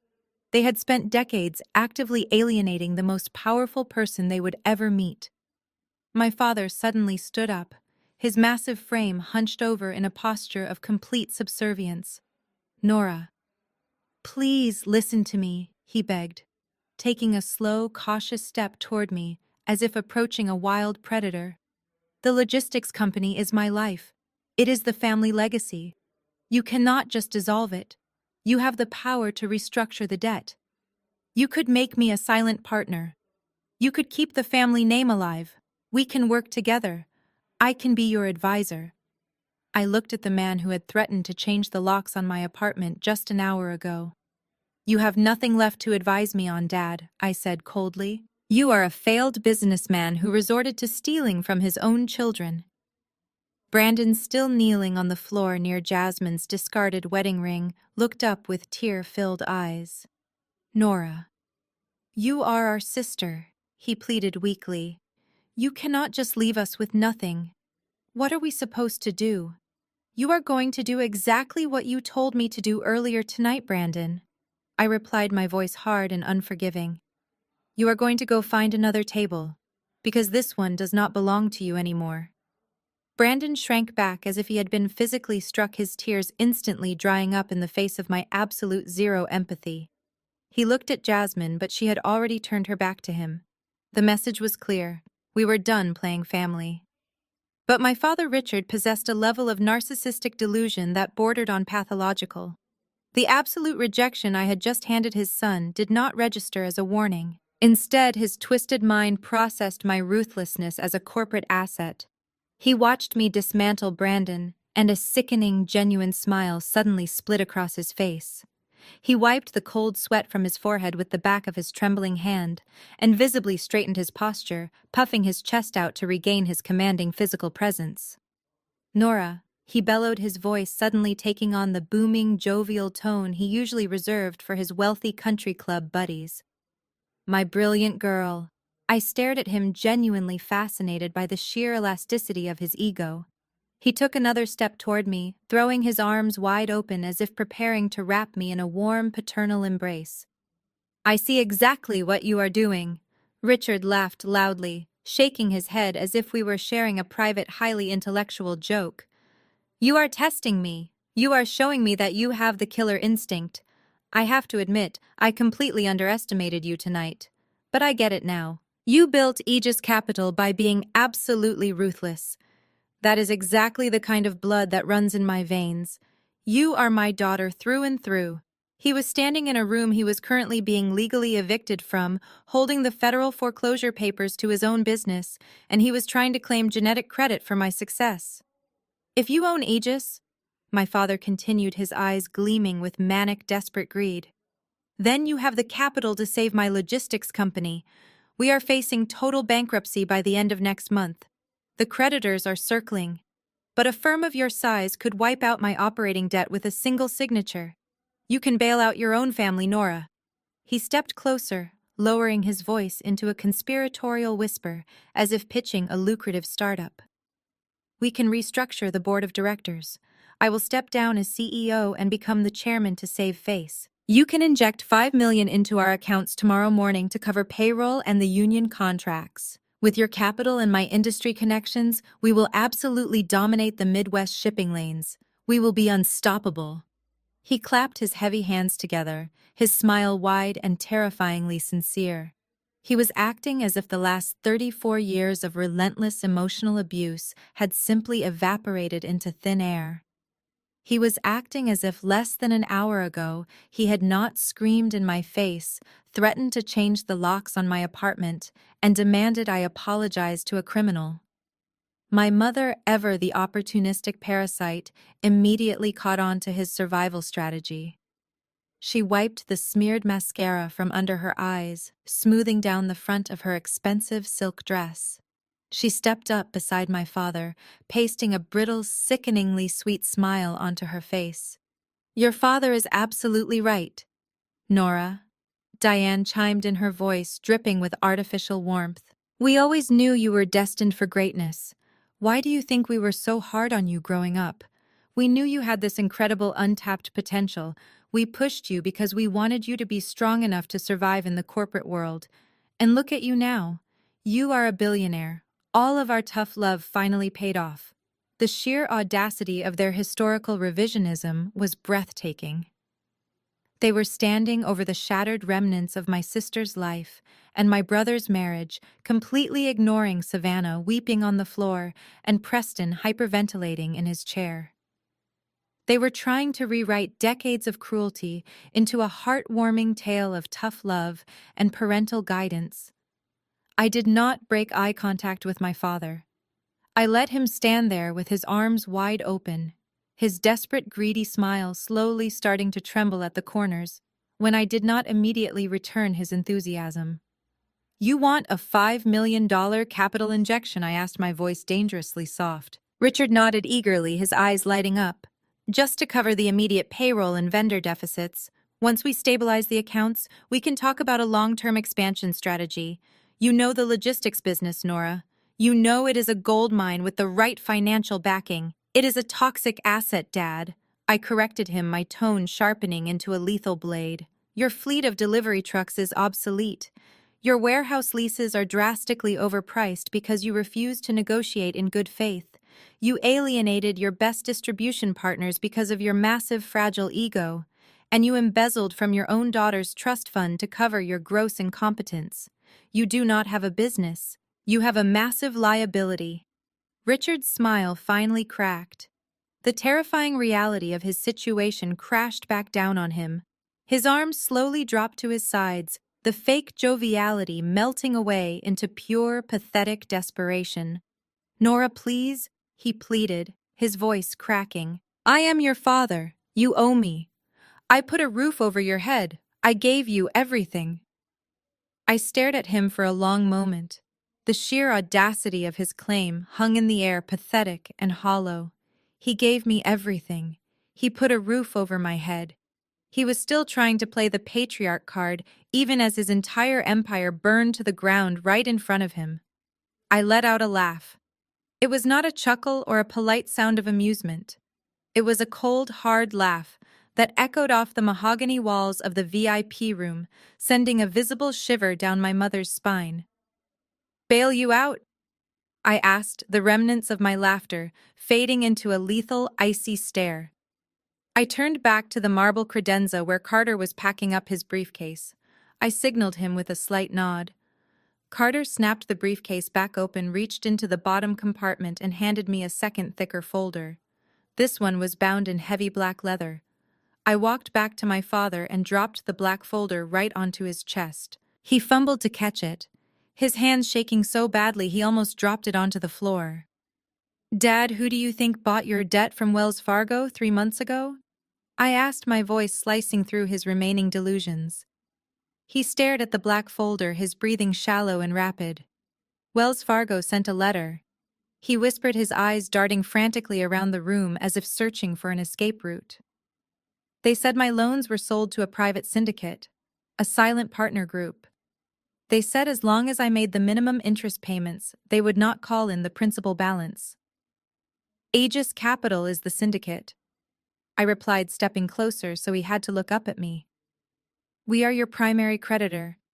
You missed the minimum interest payment last week because you used the remaining company funds to pay for Savannah's country club wedding deposit." You breached the final covenant of your loan. And as of 5 p.m. today, we are foreclosing on all your assets due to default. Richard shook his head violently, clutching the folder as if he could crush the legal reality inside it. You cannot take the business, Nora. I am shielded. The logistics company is a limited liability corporation. It is a separate legal entity. If the business goes under, the bank takes the trucks and the warehouses. They cannot touch my personal money. They cannot touch me. I have corporate protection. I looked at him with a mixture of pity and absolute disdain. You really are a terrible businessman, Dad. Did you even read the refinancing paperwork you signed 18 months ago when you were desperate for cash to keep up appearances? The blood drained completely from his face. He looked like a man who had just realized he was standing on an active landmine. You were bleeding capital? I explained my words slow and deliberate so every syllable landed perfectly.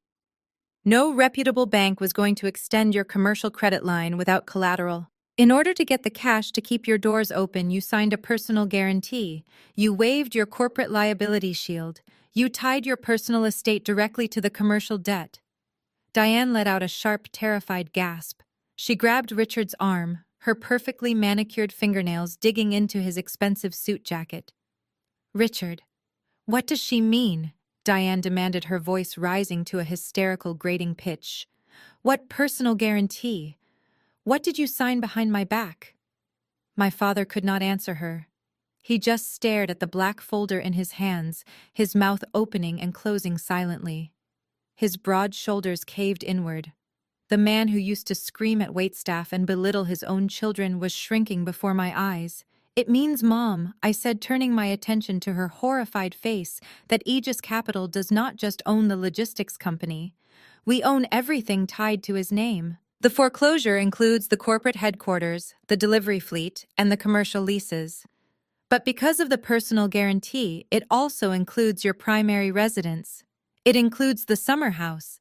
It includes the investment portfolios you have not already drained. Diane stumbled backward, her hand flying to her mouth to stifle a scream.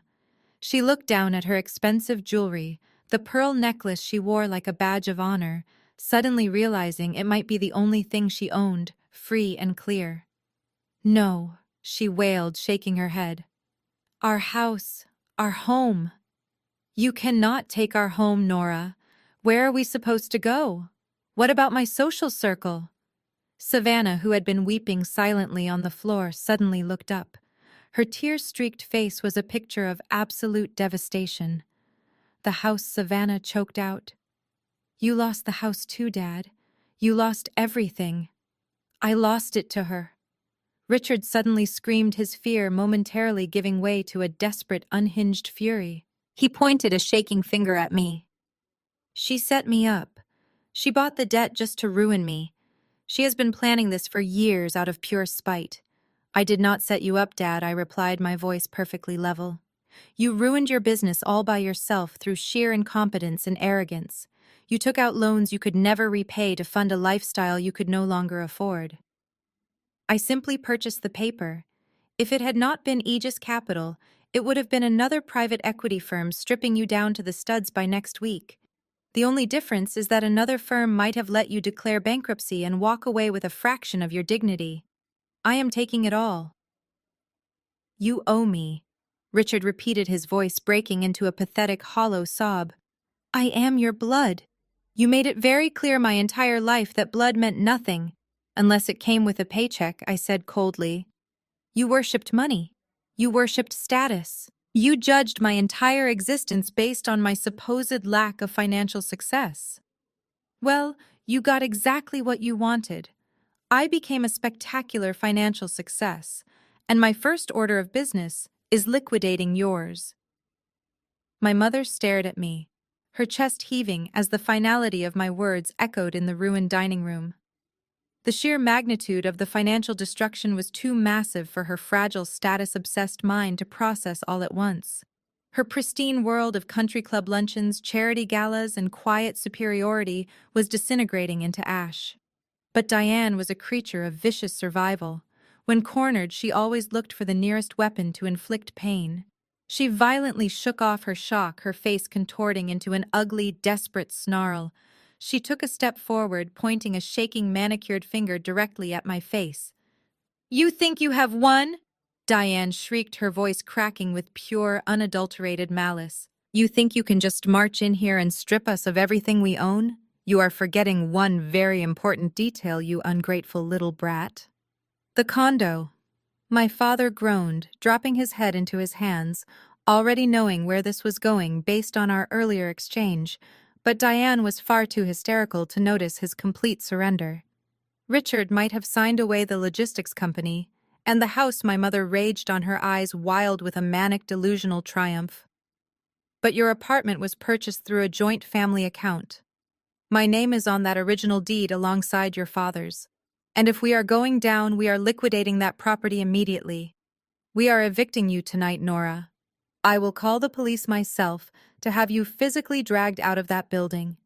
We will sell it for cash tomorrow morning and use the money to hire a ruthless legal team to tie your little company up in court for the next decade. She was panting by the time she finished her threat, a terrifying smile stretching across her face. She truly believed she had found the one remaining thread of power she held over my life. She believed she could render me homeless with a single phone call. I did not blink. I did not show a single ounce of fear or concern. I simply turned back to the stack of documents Carter had neatly arranged on the marble credenza before he stepped out. I pulled a single thick sheet of heavy parchment paper from the bottom of the pile.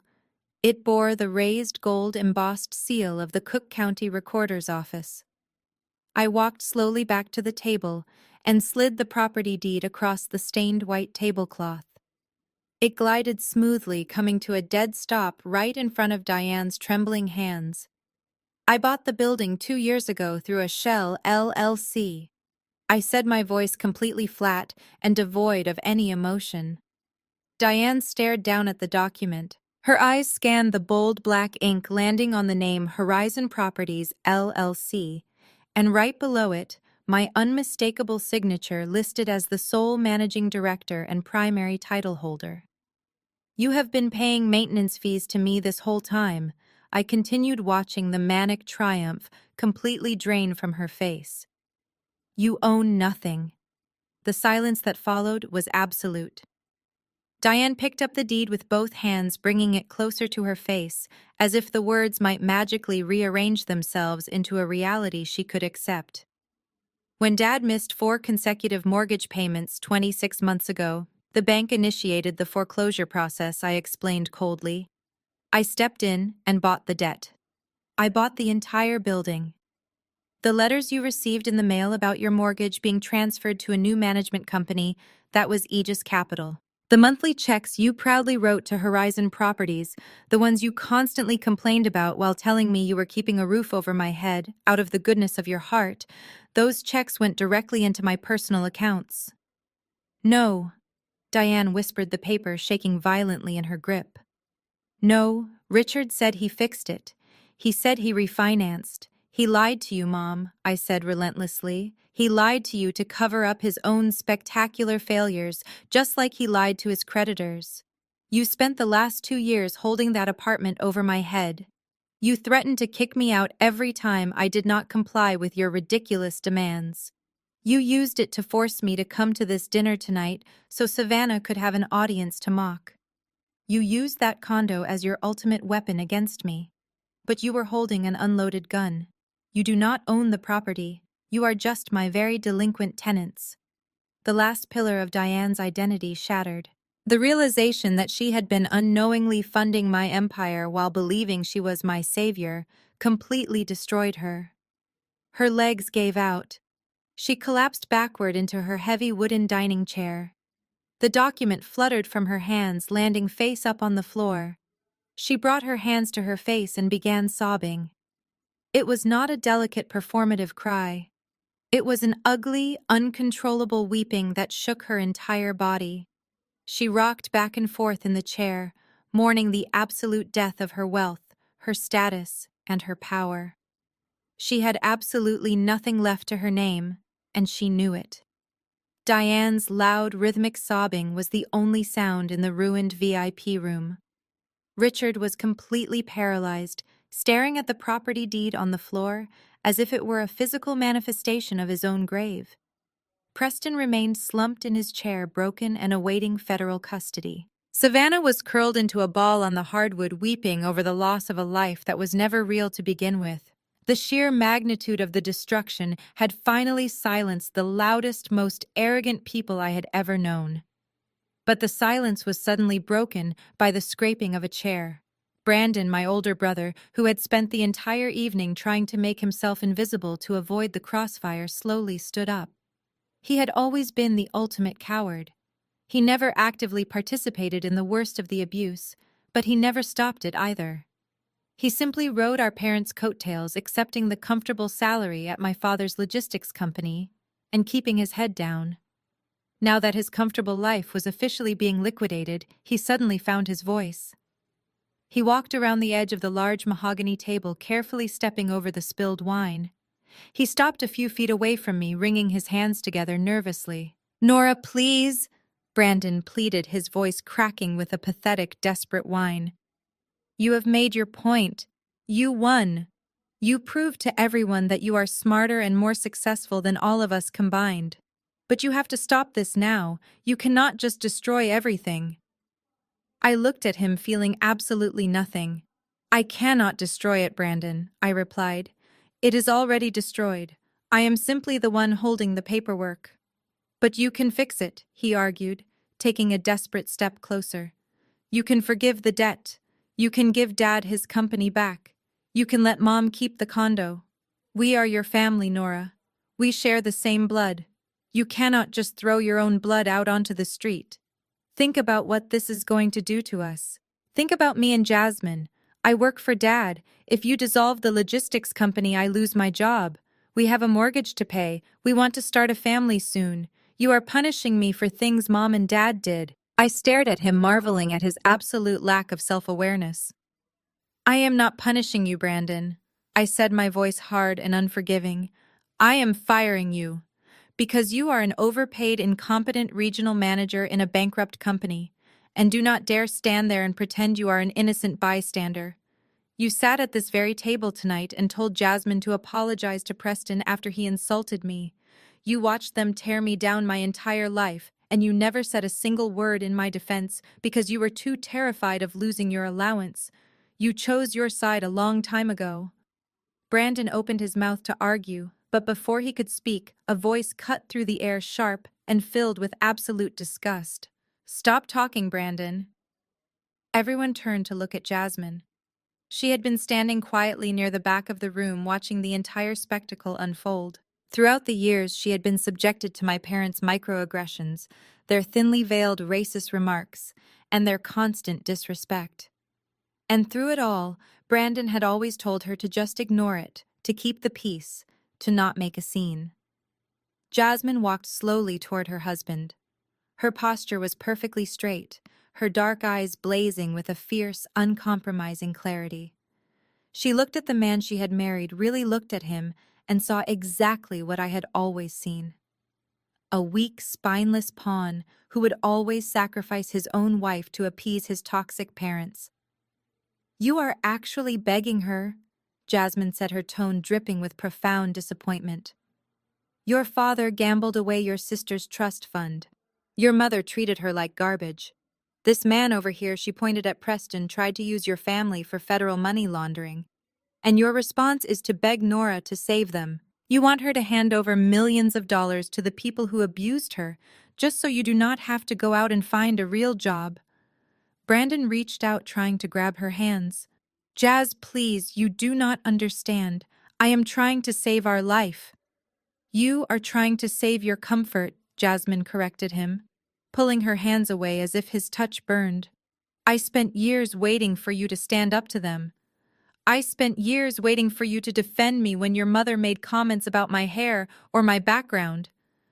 But you never did. And seeing you right now groveling to the sister you never once protected just to save the parents who ruined her. It is pathetic." "Jazz, we are married," Brandon cried, tears finally spilling down his cheeks. "We are supposed to be a team." Jasmine looked at him, the last ounce of love draining completely from her face. We were never a team, Brandon. You were always on their team. She reached for her left hand. She grasped the beautiful, expensive diamond ring Brandon had given her. With one smooth, deliberate motion, Jasmine slid the ring off her finger. Brandon let out a strangled gasp, his hands reaching out defensively. Jasmine, no, do not do this. Jasmine stepped forward and placed the heavy gold ring firmly onto the polished mahogany table right next to the property deed that had just ruined my mother. The metallic clink sounded like a judge's gavel, finalizing a sentence. I am done, Jasmine announced, her voice echoing with absolute freedom. I am done shrinking myself to fit into this miserable family, and I am done being anchored to a coward. You can stay here and sink with them, Brandon.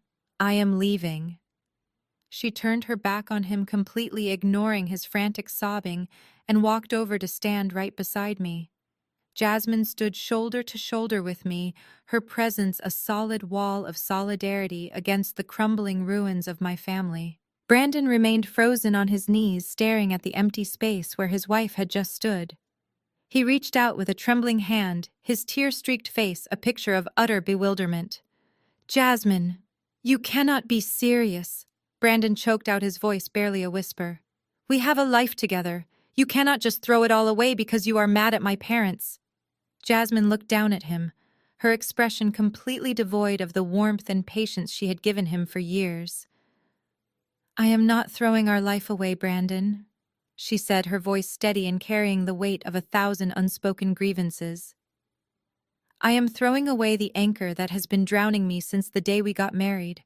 I am done being treated like garbage by this family. I am done being the target of their passive-aggressive remarks, their blatant disrespect, and their suffocating entitlement. But most importantly, I am done watching you do absolutely nothing about it. Brandon flinched as if she had struck him. He looked toward our parents, instinctively seeking their intervention, their protection.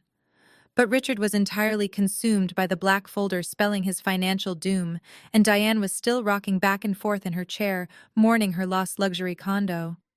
Neither of them even registered Brandon's collapsing marriage. Look at them, Jasmine instructed, pointing a firm finger at Richard and Diane. Look at the people you sacrificed our marriage to protect. They do not care about you, Brandon. They only care about what you can do for them. And now that they have nothing, they will drag you down with them. I refuse to be a casualty of their toxic sinking ship. I watched Jasmine, feeling a profound surge of respect. For years I had watched her bite her tongue, swallow her pride, and try to make peace with a family that fundamentally viewed her as an outsider. Now she was finally reclaiming her power. I turned to face her, a genuine warm smile breaking through the cold facade I had maintained all evening. You know, Jasmine, I said, making sure my voice was loud enough for my parents and brother to hear every single word. Aegis Capital has been expanding aggressively over the last quarter. We recently acquired several massive portfolios, including a certain logistics company that is currently in desperate need of a complete structural overhaul. Jasmine met my gaze, a spark of realization and intrigue lighting up her dark eyes. Is that so? She asked smoothly. It is, I confirmed, nodding slowly. In fact, I have been actively headhunting for a new vice president of operations. I need someone who is fiercely intelligent, highly organized, and absolutely unwilling to tolerate incompetence or toxic behavior from anyone. Someone with an iron will and a flawless moral compass. Brandon let out a strangled gasp, his eyes widening in horror as he realized exactly what I was doing. Nora, no, he pleaded, scrambling to his feet. You cannot do this. You cannot give her a job at your company. That is my wife. You are tearing my family apart. I ignored him completely, keeping my focus entirely on the brilliant woman standing beside me. The salary starts at $400,000 a year, I said, clearly articulating the numbers so it would echo in the silent room. It also includes a comprehensive executive benefits package, full stock options, and complete autonomy over the restructuring division. Are you interested, Jasmine? Jasmine did not hesitate. She did not look back at Brandon. She did not look at the sobbing ruins of Savannah or the catatonic state of my parents. She smiled back at me, a radiant, triumphant expression that completely transformed her face. Absolutely, Jasmine replied, her voice ringing with newfound freedom and undeniable confidence. I accept. When do I start? Tomorrow morning at 8, I said, reaching out to shake her hand. Welcome to Aegis Capital. The sound of our hands clasping together was the final nail in the coffin. Diane let out a loud, agonizing wail. She finally registered what had just happened. Her own daughter, the billionaire she was just begging for salvation, had just handed a massive fortune and an elite corporate position to the very daughter-in-law she had spent years looking down upon. "You vindictive little monster," Diane shrieked, her voice cracking with pure unadulterated jealousy. "You give that kind of money to an outsider while your own flesh and blood loses everything. You are giving our legacy to her." "She is not an outsider, Mom," I replied, my voice turning to ice. "Jasmine is the only person in this entire room who actually knows the meaning of loyalty and respect. She earned her place at my table." "You lost yours." Brandon fell back to his knees, burying his face in his hands, completely shattered. He had lost his job, his future, and the only woman who had ever truly loved him, all in the span of an hour. Jasmine looked at him one last time, a brief flash of pity crossing her features, before she turned away completely. Jasmine adjusted the strap of her elegant handbag, her shoulders relaxed, and her head held high. She looked at the expensive diamond ring sitting abandoned on the mahogany table right next to the property deed that had sealed my parents' fate. "That ring used to represent a promise," she said quietly, more to herself than to the broken man sobbing on the floor. "But all it ever did was weigh me down." I picked up my coat from the back of my chair. "Let us go, Jasmine," I said, turning my back on the wreckage. "We have a lot of work to do tomorrow, and I want to introduce you to the executive board." While my mother was busy screaming at me about giving her precious legacy to an outsider, a sudden commotion near the back of the room caught my attention. Preston, realizing that my family was entirely distracted by their own financial and marital implosions, had seen his one desperate opportunity. He scrambled to his feet, his expensive leather shoes slipping briefly on the spilled wine, and shoved past one of the security guards, who was momentarily looking at my screaming mother. Before anyone could grab his arm, Preston bolted through the heavy service doors leading to the restaurant kitchen. He was making a pathetic, panicked run for the alleyway, completely abandoning Savannah to face the wreckage alone. He would not get far. Carter had already confirmed the federal agents were waiting at every possible exit, but the sheer cowardice of his flight was the perfect punctuation to his entire character. Savannah saw the wooden doors swing shut behind him. She let out a sound that barely sounded human, a guttural, tearing screech of total abandonment. "Preston," she wailed, crawling toward the service doors in her ruined designer dress. "He left me. He actually left me."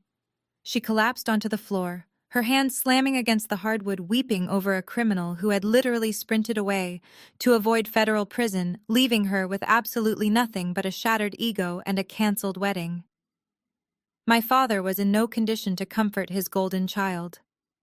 Richard had slumped forward, his heavy elbows resting on the table, both hands clutching the fabric over his chest. He was hyperventilating, his breaths coming in short, ragged, terrifying gasps. For a split second I thought he might actually be having a heart attack, but as I watched his eyes dart wildly around the room, taking in the federal foreclosure documents, the property deed to my condo, and the absolute destruction of his empire, I realized it was just a severe panic attack. The massive, intimidating patriarch, who had controlled everyone through financial fear, was suffocating under the weight of his own complete ruin. He had lost his company. He had lost his home. He had lost his entire legacy. He was utterly broken. Brandon was still on the floor near the edge of the table, weeping over Jasmine's discarded wedding ring, completely paralyzed by his own cowardice. He did not go to help his hyperventilating father. He did not go to comfort his hysterical sister.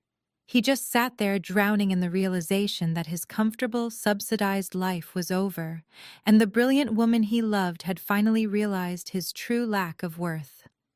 With her husband gasping for air, her golden child sobbing on the floor, and her son completely broken, Diane finally ran out of threats. The vicious, entitled country club matriarch completely vanished. The reality of her impending poverty crashed down on her, stripping away every ounce of her manufactured dignity. She rushed toward me, her hands reaching out in a frantic, desperate plea. She grabbed the sleeve of my coat, her grip surprisingly strong and trembling violently. "Nora, please," Diane begged, her voice a pathetic, wavering whine that echoed in the high-ceilinged room. "I am begging you. Look at your father. Look at what is happening to us. You cannot leave us like this. I will do whatever you want. I will apologize to you right now. I am sorry. I am so sorry for everything I ever said to you. Just please give us the condo back. Give your father his business. We will be a real family. I promise we will be different. We will treat you with the exact respect you deserve." I looked down at the woman who had spent 34 years making sure I felt entirely worthless. I looked at the hands clinging to my coat, the same hands that had pointed at the exorbitant restaurant bill earlier and demanded I pay it just to prove my worth. Her apology was not born out of genuine regret for how she had treated me. It was born entirely out of absolute terror for her own survival. She was not sorry she abused me. She was just terrified that her victim was now her landlord. I calmly reached down and peeled her fingers off my sleeve one by one. I smoothed out the fabric of my coat, ensuring my appearance remained as flawless as my resolve. I picked up my leather purse and looked directly into her tear-filled, desperate eyes. "You told me not to embarrass you tonight, Mom," I said, my voice perfectly calm and completely devoid of any sympathy. "Do not worry. I will not be seen with you ever again." Diane let out a choked sob, taking a stumbling step backward, as if the words had physically struck her. She covered her face with her hands, finally understanding that there was absolutely no coming back from this. The bridge was not just burned, it had been completely eradicated. I turned to Jasmine, who was standing tall and ready, her expression radiating absolute strength. "Are you ready to leave?" I asked her. "More than ready," Jasmine replied, offering a small, triumphant smile. We turned our backs on the screaming, crying, and hyperventilating remains of a family that had destroyed themselves with their own greed and arrogance. We walked out of the VIP room together, the heavy oak doors closing firmly behind us, sealing them inside their own perfectly crafted nightmare. That was exactly 365 days ago. 1 full year has passed since that dinner at Alinea, and the fallout was swifter and more absolute than even I had anticipated. Preston did not make it out of the restaurant parking lot. The federal agents apprehended him right next to the valet stand, pinning him against the hood of a rented sports car he could no longer afford. His high-priced corporate lawyers abandoned him the moment Aegis Capital froze his stolen assets. Without the funds to mount a massive defense, he took a plea deal. He is currently serving a 12-year sentence in a medium-security federal penitentiary. Savannah, stripped of her trust fund, and her millionaire fiancé had to face the harsh reality she had avoided her entire life. She was forced to sell off her designer handbags and her unworn wedding gown just to hire a bankruptcy lawyer. Last I heard, she was working as a receptionist at a mid-tier dental office in the suburbs. She spends her lunch breaks scrolling through social media, watching the high society friends who abandoned her live the life she firmly thought she was entitled to. Her golden child status meant absolutely nothing in the real world. My parents fared no better. The foreclosure on the logistics company was swift and merciless. I dissolved the corporate entity, sold the aging delivery fleet to a competitor, and repurposed the warehouses into highly profitable data centers. Because of the personal guarantee my father so foolishly signed, the bank seized their sprawling suburban home, I followed through on my promise and formally evicted them from my condo building the very next morning. With no assets, no company, and their social standing completely obliterated, Richard and Diane were forced to move into a tiny two-bedroom apartment on the outskirts of the city. Brandon, having lost his regional manager position when the company folded, moved right in with them.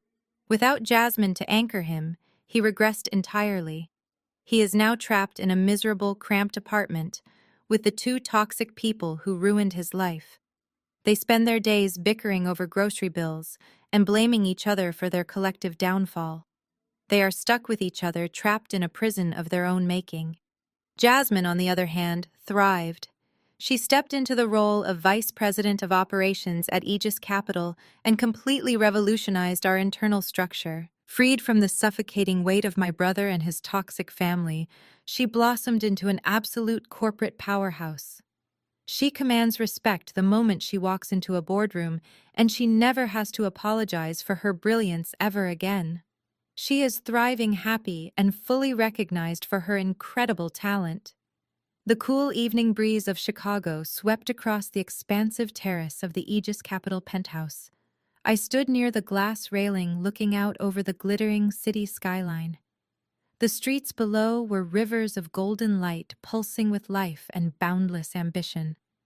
I took a slow sip of my champagne, savoring the crisp, dry finish. Jasmine stepped out onto the terrace holding her own crystal flute. She wore a stunning emerald green suit that perfectly matched her radiant confidence. "We just closed the European acquisition," she announced, a triumphant smile lighting up her face. "The board unanimously approved your final term sheet." I turned to face my brilliant vice president and my closest friend. I raised my glass. "To cutting the dead weight," I said softly. Jasmine laughed, a rich, joyful sound that carried into the night air. "To building our own empire," she replied, tapping her glass against mine. The gentle clink of crystal echoed perfectly against the backdrop of the city we now owned. Looking back on that disastrous dinner, I realized that the greatest revenge was not the money. It was not seizing their assets or watching them lose their precious social status. The sweetest revenge was taking my power back and walking away without a single ounce of guilt. It was cutting ties with the people who only valued me for what I could tolerate, and building a chosen family with people who valued me for what I could achieve. My parents spent 34 years trying to convince me I was worthless.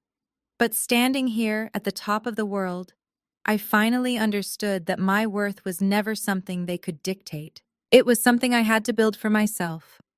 Thank you for listening to my story. If you have ever had to walk away from a toxic family to find your own peace, let me know in the comments below. Do not forget to like this video and subscribe to the channel for more stories about claiming your power and living life on your own terms. Remember, you do not have to sit at a table where you are not respected. You can always get up and build your own. The story of Nora and her family serves as a powerful testament to the fact that your true worth is never determined by those who refuse to see it. For decades, her parents and siblings tried to shrink her down to fit their own toxic narrative, using money and social status as weapons of control. The most profound lesson we can take from this narrative is that seeking validation from a dysfunctional system is a losing battle. Nora did not waste her precious energy trying to convince her family of her value or begging for a seat at their table. Instead, she quietly redirected that energy and built an entire empire of her own. Her ultimate triumph was not merely the financial checkmate that exposed her abusers, but her absolute emotional detachment. She proved that true power comes from personal independence, unshakable boundaries, and the courage to stop accepting disrespect, masked as family loyalty. Too often, society pressures us to forgive and endure emotional abuse simply because it comes from blood relatives. Nora's journey dismantles that myth entirely. It illustrates that you are allowed to walk away and protect your peace. When you stop pouring your potential into a black hole of familial expectations and start investing it into your own growth, the results can be monumental. The family you are born into does not have to dictate the trajectory of your life. You have the absolute right to choose your own path, cut away the dead weight, and build a chosen family that genuinely respects and uplifts you. If you are currently shrinking yourself to keep the peace in a toxic environment, take your power back today by setting your first unshakable boundary.